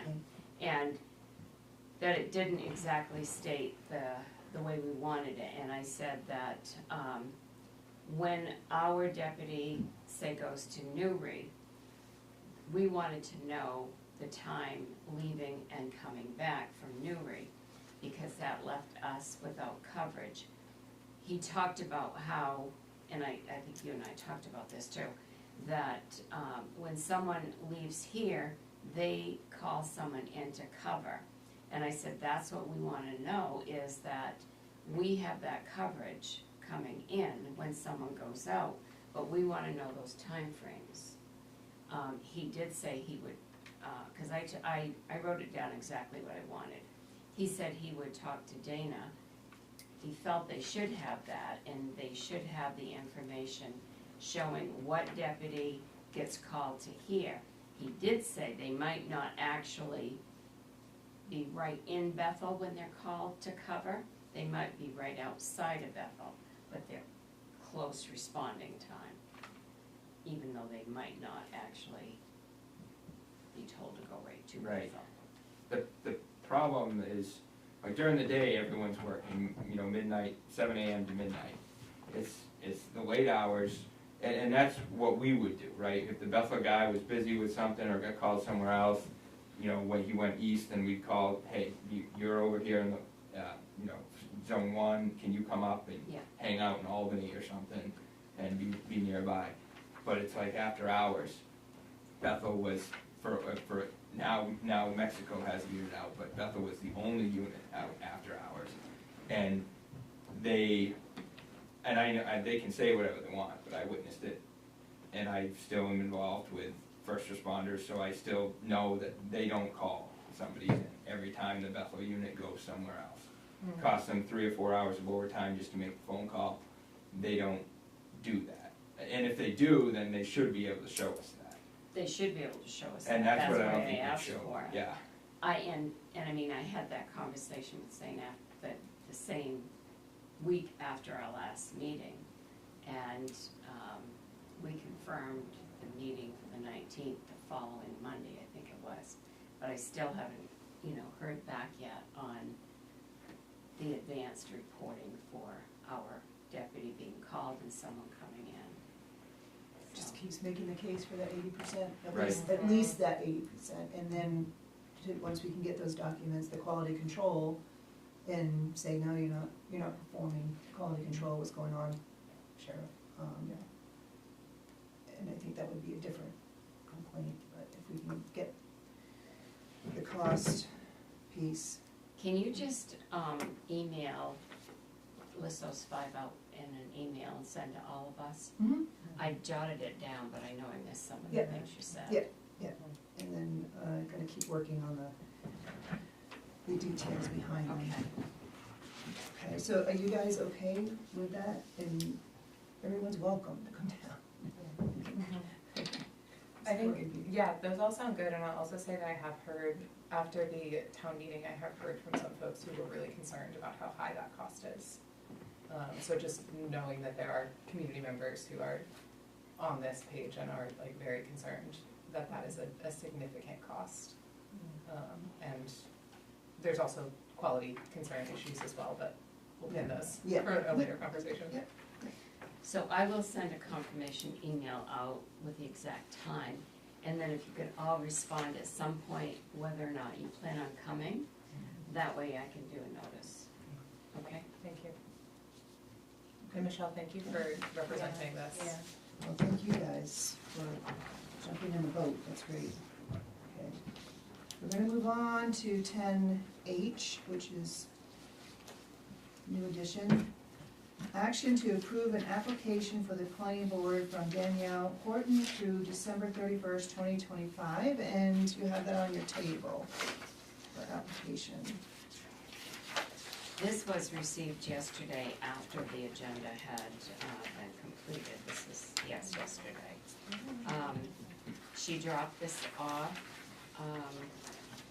So I thought it would be good to see if we could get it on the agenda tonight. We've advertised ever since. We haven't had enough, and I know the last meeting they struggled to even be able to have a quorum, so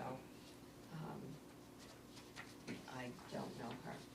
She did submit our application, but you'll see she also submitted quite a lengthy resume. that Quite she- lengthy. Yes. And she's a registered voter, right? Yes, she is, yes. Okay. I'd like to see the position filled, that's for sure. The, it says she's an HOA board member. Where is, it says Estates Phase 2, 2nd Street, Bethel? Second Street. That's on Swan Hill. Yeah, she lives on, that's her address. Second Street is up, where is Yeah. Well, I hate to be sarcastic, but it's just beyond First Street. it? Is it off of Chandler? No. Swan Hill. Swan Hill. So Intervale Road, the backside, the near side of Holt Hill, I guess. Up over the top, we make the turn, head up, head up the second hill. You drop down in on the old Old Hill Road. Second Street's down in there. Okay. Seems like good experience for this role. I'll make a motion that we accept the application of Danielle Horton for the planning board through December 31st, 2025. One second. Any other comments, thoughts?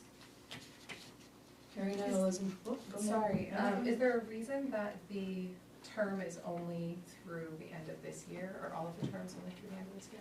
Because she's picking up one that left. She's Got it. Completing a term. completing another Thank you. term, and then all of them will come to the board in December for renewal for the year. Yeah, the ones that are up. Yes. Any other questions? Right, hearing none, all those in favor? And the motion passes unanimous.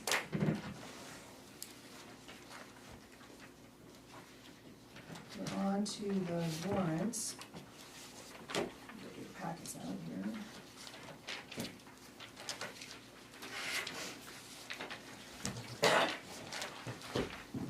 Okay.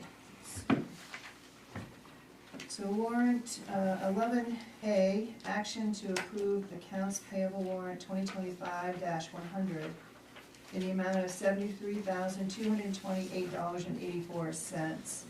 And I will move approval. Second? Any questions?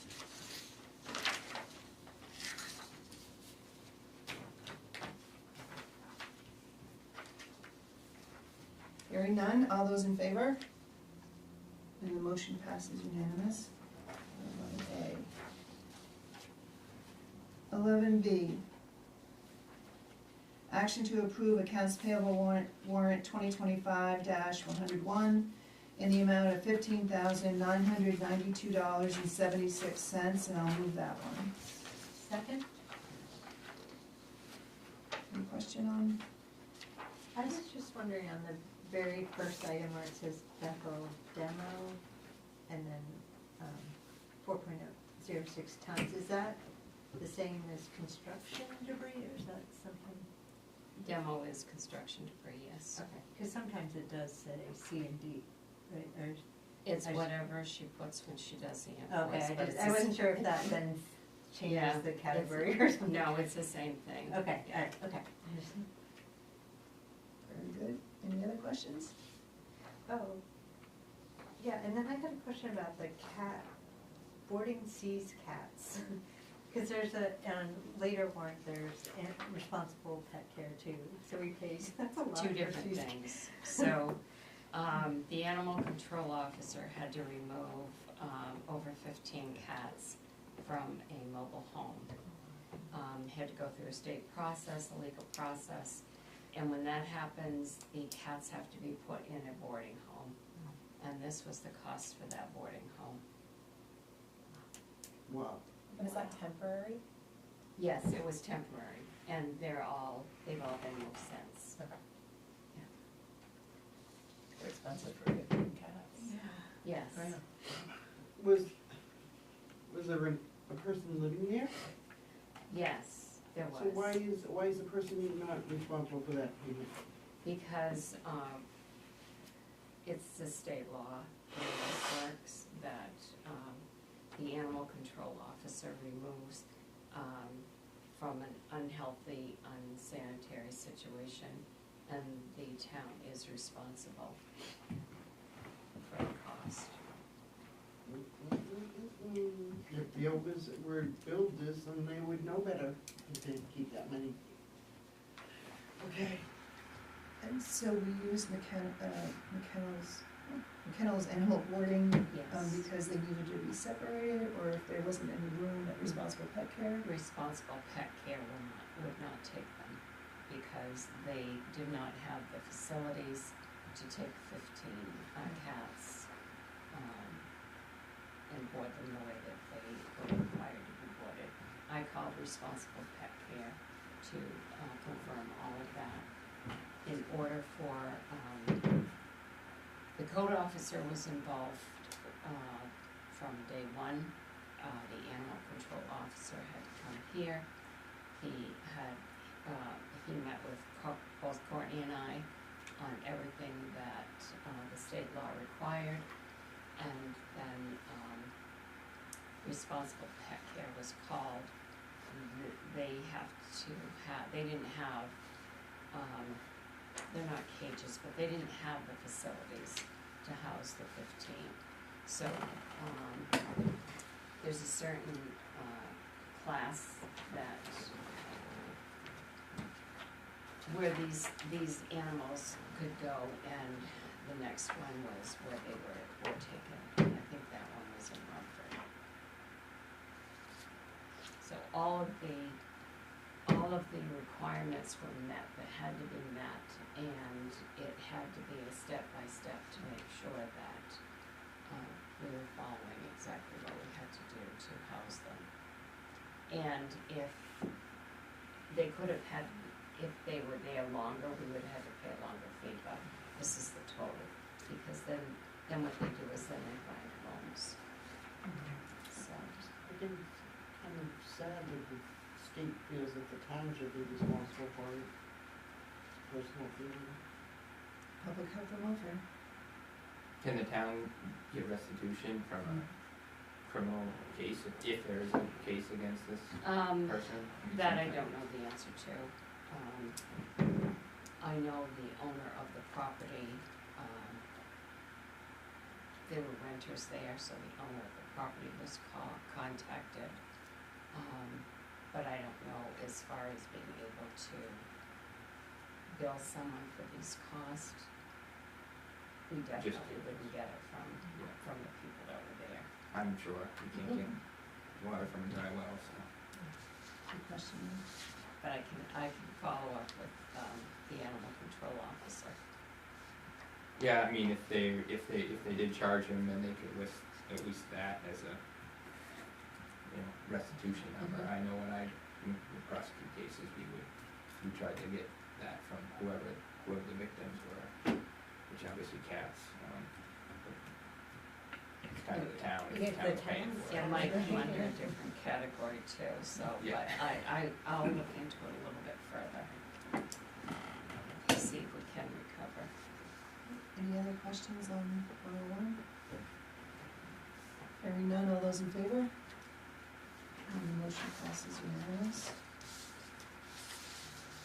Okay, now we're going to C, 11C, which was changed a little bit, right? Yes. So that's The one in your packet was 134,000 and change, wait a minute, where am I? yeah, and now Yes, it's 132. And this is 132,949.07. Right, so, We had to remove one of the checks, two of the checks from that warrant. so I'll make a motion to approve the revised accounts payable warrant 2026-4 in the amount of $132,929.07. Second. Questions? What were the two that came off? One of them was coded to the wrong vendor account, so that was removed. That one was, and for the wrong amount, that was a main municipal one. The other one was to do with the SSDC fee. The original check that was sent in was for more than the amount, so we were going to issue a refund on that check, and instead, we had the individual submit the correct check amount. That way we didn't have to do a refund. Thank you. Any other questions? Hearing none, all those in favor? And the motion passes unanimous. Okay, that brings us to 11D.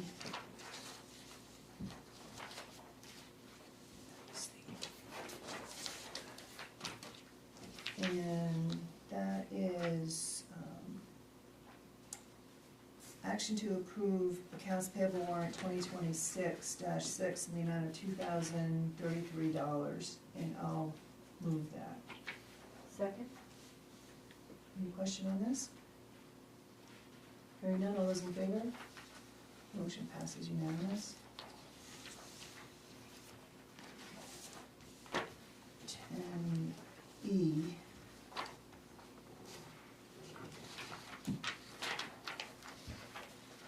Action to approve accounts payable warrant 2026-7 in the amount of $913,503.81. I will move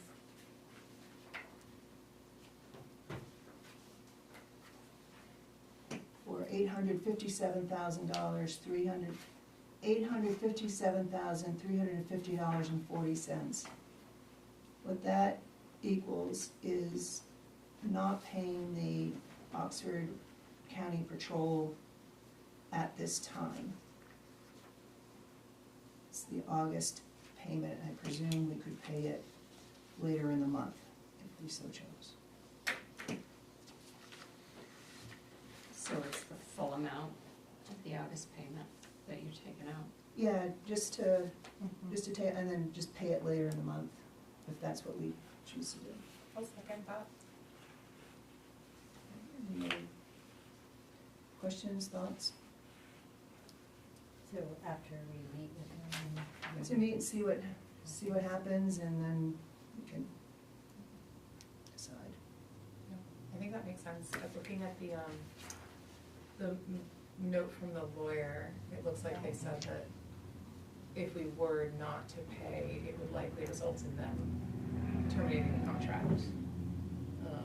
Not to pay, and I know that's not what you're suggesting, but just noting that as an extension from our conversation last time, but I think this makes sense based on our conversation later this month. Okay. What is the deadline on the payment? It's due the first of, we always pay it the first week of the month. But is there a due date? It's just the Just first. the week whole of the month, any yeah. time in the month? We don't usually pay it, we usually pay the first week of the month on the first warrant. I don't know as if the agreement actually has a due date in there. Okay, as long as it's done this month. Any other comments? All right, hearing none, all those in favor? And the motion passes unanimous. Sorry, this is delayed, I meant to ask this earlier, the August assessment on that one, the 400,000, what was that for again? Which item are you looking A at? monthly assessment, Oh, that's School. got it. And I'm sorry, I should have offered more time for any other questions, so it's a good question. And That's in retrospect, are there any other questions on this warrant? All right. All right, thank you, we'll continue. So we have a new one. That was added, so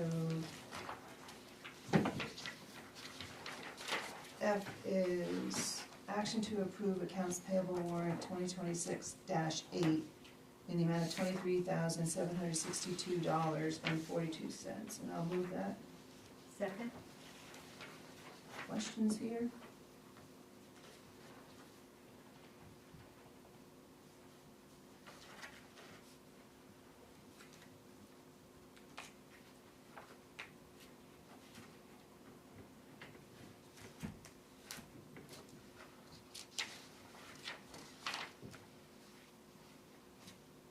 Okay, hearing none, all those in favor? And the motion passes unanimous. Okay, we are on to select board items. Anybody have any items like to bring forward? I have one. Sure. My understanding is that we have a year renewal on the Casella private dumpsters and roadside pickup. Yes. And so we can readdress that situation again next year at the town, on the warrant. Yes, if that's what you decide to do. Okay, I just want to make sure that that's available to us. Okay. Any other? Oh, I'm sorry, I didn't finish. Okay, all right, go ahead. Go ahead. Is there any way that you, and I hate to do this, but is there any way that we, through you, can get the price of individuals would have to pay for their curbside pickup without the town paying? You know what, I mean, like, is it actually going by weight when they do the curbside? Yes, it's by the ton. They charge us, so like if you have a dumpster Well, and, yeah, no, I'm You just check it. interested in the homeowners, because that was a big issue where everyone was saying, well, you know, elderly people and blah, blah, blah, but they have an option of having someone to pay someone else to remove their trash. So I wanted to see if we could get a price from Casella as to what those homeowners would have to pay. I mean, I know monthly they pay a fee. they pay me, a resident can have a dumpster or they can have curbside Right. pickup. They have the option But of I'm, each. yeah, but I'm just talking about the curbside pickup. The dumpster's a whole different thing, basically. I mean, because elderly people are not gonna have a dumpster. So I'm talking just the bags on the side of the road where, if Casella can, or would they bill them individually if we didn't have the contract with them? They would bill them if a resident wanted curbside pickup, they could call Casella.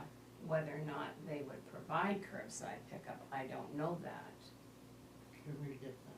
They do provide it, I don't know if they provide it at every address, but they do provide it, I've had that before. Oh, I know it's there. Yeah. I know it is, but the town is being paid. We pay for the for the we pay tipping. for the tipping fee or Right. disposal fee, whatever you call it, if they pick up trash, curbside pickup. But that's because we have a contract with them. Right. But if you as a citizen, let's say we didn't have curbside pickup, if you as a citizen wanted curbside pickup with Casella, you would have to call them and find out if they provide curbside pickup for individuals. I don't know the answer to that. Well, that's what I'm trying to get to, is we bring it up again next year, and the same argument is brought up, and we have something to throw back as to what the cost would be, or what their options would be. I mean, they can have like whatever that Boston guy's name is, and pick up their stuff. He's gonna charge them a certain amount, and I don't know if Casella will do that or not, but I would like to have that information. So I think what I would do is I would send Talia an email and ask her if they provide curbside pickup for individuals if the town does not have a Right. contract Right. for That's all- curbside yeah, that's pickup. basically what I'm asking. And if she said yes, then I would say, what would that cost be? Right. If she said no, because there are independent, and, there are independent Right. people who do pick up curbside, but they're not gonna do it in Bethel because they would have to pay that person. Right. So I can, yes, Okay. I know exactly what you wanna Right, know, thank so you. I can ask Thank that. you. Any others, Pat? I'm sorry? Any more? I'm done now. Any other? Well, yeah. Yeah, you can go. Go ahead, Beth. Sarah and I, we're gonna talk about the same thing, so. Sarah and I went to, the meeting that we were all invited to about the Farnsworth Fieldhouse, and the Community Recreation Center proposal. And I have the agenda here, I can pass it around if anyone wants to take a look at it, but, basically the conversation's about opening up the use of the Farnsworth Fieldhouse to, Bethel community, specifically working, I think starting with Mahoosic Kids, who were the other folks who were, Well, I think Bethel Rec, yes, Bethel Rec, who's the kids? the school district. And I think it was open, yeah, Yeah. we're forgetting someone. Well, I think maybe some of the Telstar teams use it too. Yeah. That's just the agenda, if anyone wants to see it. Do you wanna make copies of this? It was- Did he send that with it? Yeah. Oh, okay, Yeah. then that was with them, Yeah. you're right. Maine West Oh, yeah. was the other. Right, of course, the Um, scheme. Yes. Yeah. With the idea of kind of opening up that space, for broader use and making like a shared use agreement, so that the space can be, used more often. There's many times of the year that Gould students aren't using it, that Bethel community and kids groups would make use of it. What am I missing? Yeah, I think it was, Gould is realizing that it's a huge building, it does need work, but that it's only used for a fraction of the day, and then there are all these other, it's been talked about in the community for a long time, and needing space for recreation, and so maybe the building could be used in off times for other groups to use it, rather than, us considering building a whole new rec center. Maybe we just focus on a building that already exists and seeing how different groups could fit in. Because I know Nate attended the meeting too, Nate Crooker, the rec director, and he talked about that he has no space to store things or do things, and so it could help with that situation. So they were offering him space for storage? Well, they're not really offering anything yet, it's just like the initial conversation, like, could this help various entities in the community who are looking for space for recreation? Where would funding come from? That's the piece that they're starting to figure out now, so I think the stages, this was, I believe, the first, large group meeting that they've had about it, so it's pretty early on. But, I believe the first step in the process is they're working together, what a proposal would look like, what would like shared use look like, how would they develop resources to ensure that, they'd probably have to have someone at the door checking people in, which isn't something they have right now.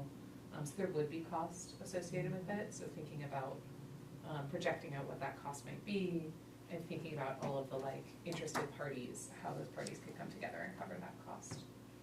So there's a cost associated with it, and there's also like a cost sharing model in the works. Yeah, and I around think it. there's maybe that proposal to Betterment Fund, I think the Betterment Fund is interested in helping this community come up with a plan for a recreation center, but it's looking for support from all parts of the community that it's a need, so I think this could be a step, to providing the evidence that they need to support that. And I think, correct me if I'm wrong about this, but one of the things that I think I got from that was that there was already a grant from the Betterment Fund that had been granted for a different project, and the goal was to transition it to this project. I don't think it was granted. Okay, but just in discussion. I think because, so it was like the event center, you Yeah. guys know that Wade came and talked about that Betterment grant. But I don't think that ever, because the event center Okay. that never happened because the Bethel Inn. They never had standing. Yeah. They were gonna use the conference center, Yeah. proposed Yeah. conference center, but it never. But I think, the Betterment Foundation, Betterment Betterment Foundation, Fund, it is interested in that idea for this community, and so, I think it's just, that idea of all different groups coming together to use a space. But I think that's not gonna be, that's not something we have to decide right away. I think they wanna track how, the building could be used. And so, I think Gould's being fairly generous at this point, and, in people letting people use the space, but, it may mean somebody pays for a person to be there at the door because they don't necessarily have that. If you're using it off hour, when Right. they're open to people using it, but it may be, so. So there's no action that we need to take, but we said that we would just loop you all in. And I think eventually the plan is to bring proposals to each of the interested parties. And so, that'll come to us at some point. And I think we shared that the Ethel Bisbee report had said that providing some space for recreation came out high on the survey that was done, so, there's appetite. Yeah, Yeah. for it, so. And I don't know, that's the first time in the 20-something years I've lived here where I feel like Gould is really opening up to working with different groups in the community, so I thought that was positive, 'cause, Yeah, they have been more and more to get that field house utilized. yeah.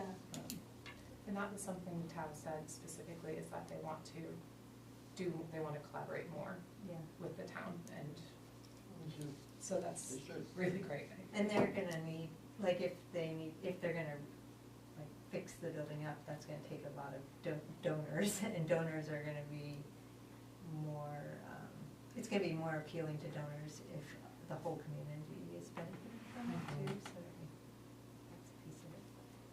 Well, thank you for going, appreciate that, yeah. Yeah, I forget, did we set up another meeting? I didn't, you all could No. come? No, okay. No, we didn't. I meant to look that up, but Yeah, I think that they're trying to get the proposals together, they said, September, October. So I think they're trying to move pretty quickly. Want to follow them. Any other items?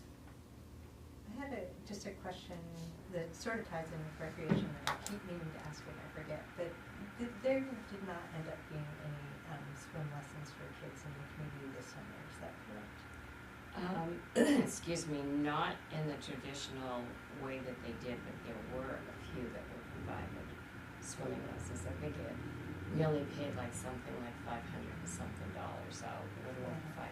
Was it but for the MK swim lessons that happened in program was May? canceled, Yeah. yes, they're not doing that anymore, so he was looking at another, option for swimming lessons. So MKA did not provide the service, so our kids were just kind of à la carte, private, There was, I something? don't think there was. I don't remember, I'd have to go back and look, but I do know that we did spend a little over $500 for what was,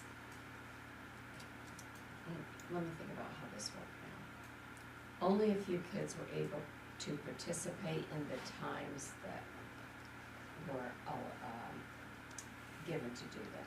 They changed all of their hour structures. So, the kids, they moved it up from when they did it, that's what it was, so it interfered with other school sports. Yeah, it was Kids in that May, normally I were think in, it that's what happened it was, in May. kids that would normally, take swimming lessons were in school sports at the time that the swimming lessons were offered. So, because they moved it up in the year, those kids were not able to participate. There were only a few who were not involved in the school activities, that's why it only cost us a little over $500. So the schedule of the swimming, organization, because they changed that, it didn't provide the services to the kids.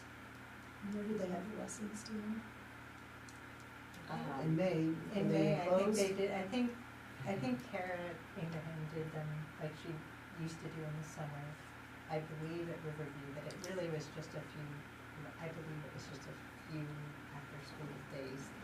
And I was just wondering if we, I don't know, I just feel like swimming's up there with reading, in my opinion, like every child in this community should know how to swim, just because we have so many lakes and rivers, and we have flooding, and, so I just don't know if that's something.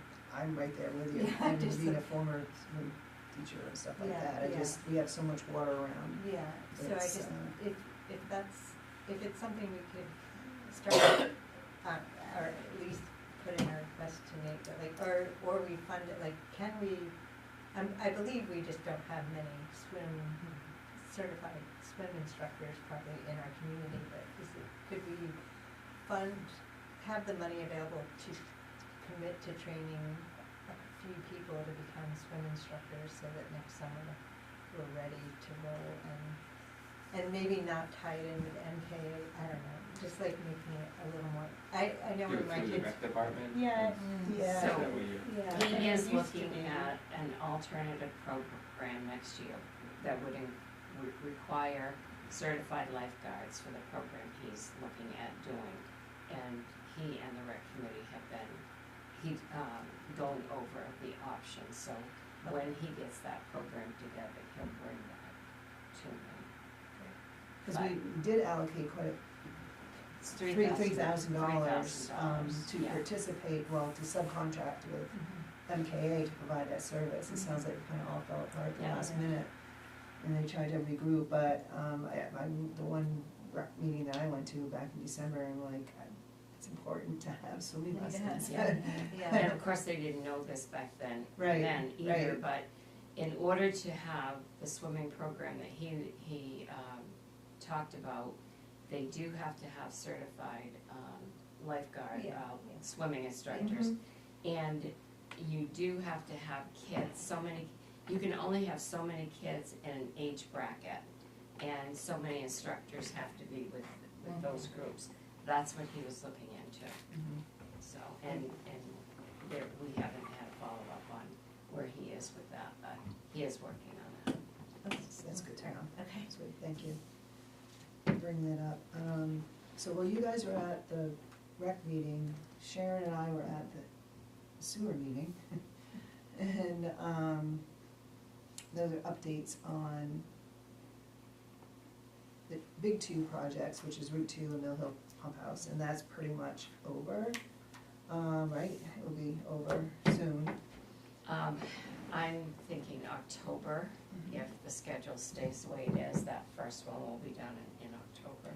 And then, it was the startup of, projects 3, 4, 5, of which the monies we have are going toward, and those are more targeted towards, projects that are happening right at the facility. So that was, that's starting up, but while we were doing that, we realized as we were adding up the costs that we are closing in on using up the funds, the loan funds. You have to use up the loan funds before you use the grant funds. So there'll be a closing coming up soon on that, right? Probably in October. I did, Stephanie and I had a conference call with Nathan from the USDA Bangor office who does the loan closing. We have the USDA project that was the Mill Hill Pump Station and Route 2 project. That one should be complete in October. The second one is, and that was with cross excavation, the second one is the upgrades project. That is just starting up now in the W.H.A.T here. Their second payment in this warrant here was $373,000. So the loan funds for the first project is $2.2 million. That was at 5.9%. And then the rest of that project, to the $3 million, was grant funds.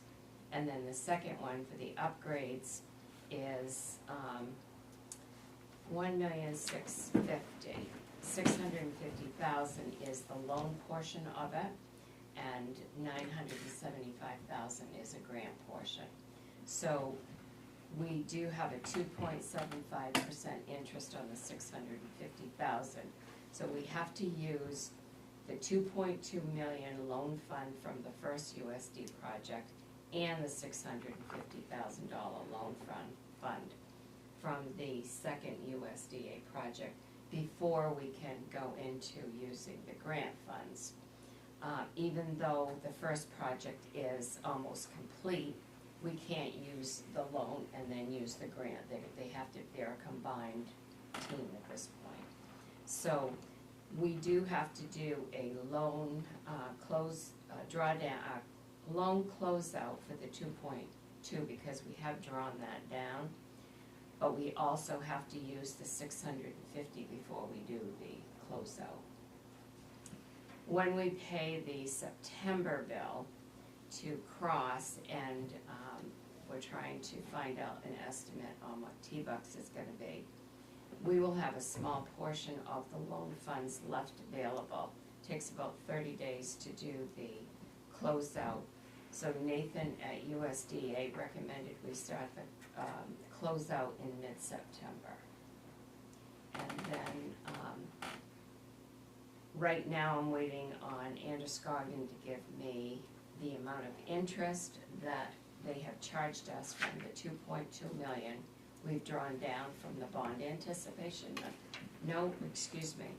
And that gets added on too. So once we do the closeout, then our first payment is gonna be due in 12 months. So we haven't started making payments yet on those two USDA loans, but we have 12 months before the first one is gonna be due. Thank you. And that will be a significant number, which when we do the budget, Toby and I are going over the budget tomorrow. He's got it ready.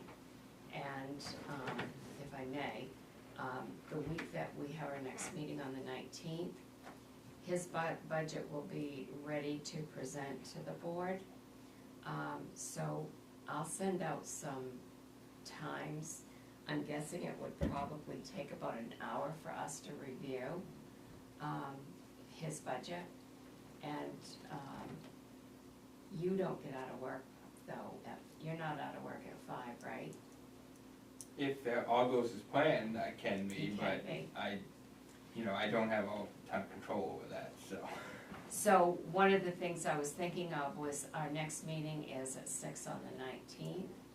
If we met at 5 o'clock, we could do Toby's budget from 5 to 6. If that doesn't work for anyone that works, then we can schedule another time for 6 o'clock. I would say go ahead and I'll schedule that for Yeah. then, okay. I mean, I may be late, just if I'm late, Okay. I'm late, I guess, but I'm supposed to get out of work, you said the 19th, right? Yes, So Tuesday. I'm supposed to be out at 4 o'clock. Oh, but okay. It just doesn't always happen that way.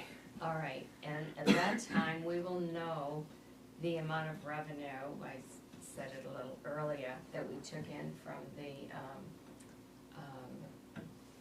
sewer billing for 2025. We'll be able to do the comparisons with the budget and see the offset.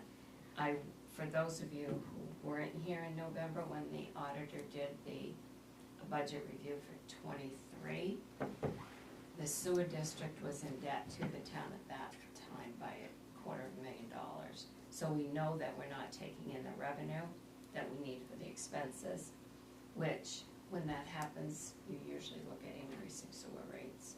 So that's something else you will bring to you for, where we need to balance out with that. And I think that was over time, that's been over time, I think, Yeah. so, all right. Thank you, Sharon, for that. And then, the only other update I think was, First Light, that meeting was after, and then there was, us three were there, right? And so just an update for you guys, apparently they're checking out rate applicability. They believe that only new customers will get the discounted rate versus people who are currently on it. So that's being checked out, and we hope to have that answer soon, or, probably before September 15th, when we meet again, but it might not be until September 15th. So that was the next update meeting that, and it was decided September 15th, and they would have the first part of the meeting. That's when all four select boards are getting together in Newry, so they will be the first on our agenda. So hopefully you have a little better information about that. And they're gonna attend that meeting, Yes, so that yes, they they'll can be, give us they'll be their there. date. So that'll be good. Yeah, so that was a little bit different info than we've had in the past, and looking to learn more about that. Was it, I talking about swimming, I just have heard secondhand positive comments about the pond. People are enjoying using that, so thank you very much for the work that you do in that area. Can they not have swimming lessons a year? Yeah, they can. They have did, swimming. when my kids were They little. used to, but Yeah. So, but they're using the pool, and that's why they had to change hours? No, No, okay. but they did it in May, they offered the lessons in May, so I'm thinking that's probably why they're using Riverview. See, it's usually in the summer when Right. kids are available, Yeah. but because it was moved up to May, the kids that normally participated, I thought There it was had a to do with the conflict. pool itself being changed. Anybody have anything else? And I wasn't able to go to the planning board workshop because I had a conservation commission meeting, but did anybody go? Is there anything interesting that came out of that workshop? So I think it's tomorrow. well, they Or had, training is tomorrow. tomorrow they're having a workshop with AvCog. AvCog's coming here tomorrow to do a training workshop with them. But they did have their own workshop last week, that's what you're talking Yeah, about. I was just wondering what, well, I mean, I don't know if that's appropriate to ask right now, but I just wondering I what they're didn't working go. on. Yeah. I think it was more or less a training workshop for them. I don't know exactly what happened, so I can't speak on it. But tomorrow night, AvCog will be here to train with them in a workshop. Thank you. I probably could look at the agenda, Yeah. what it was last week, but. Make a motion that we adjourn? Second? All those in favor? All right, thank you, everybody.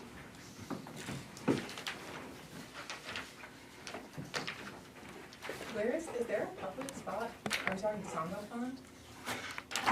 Uh,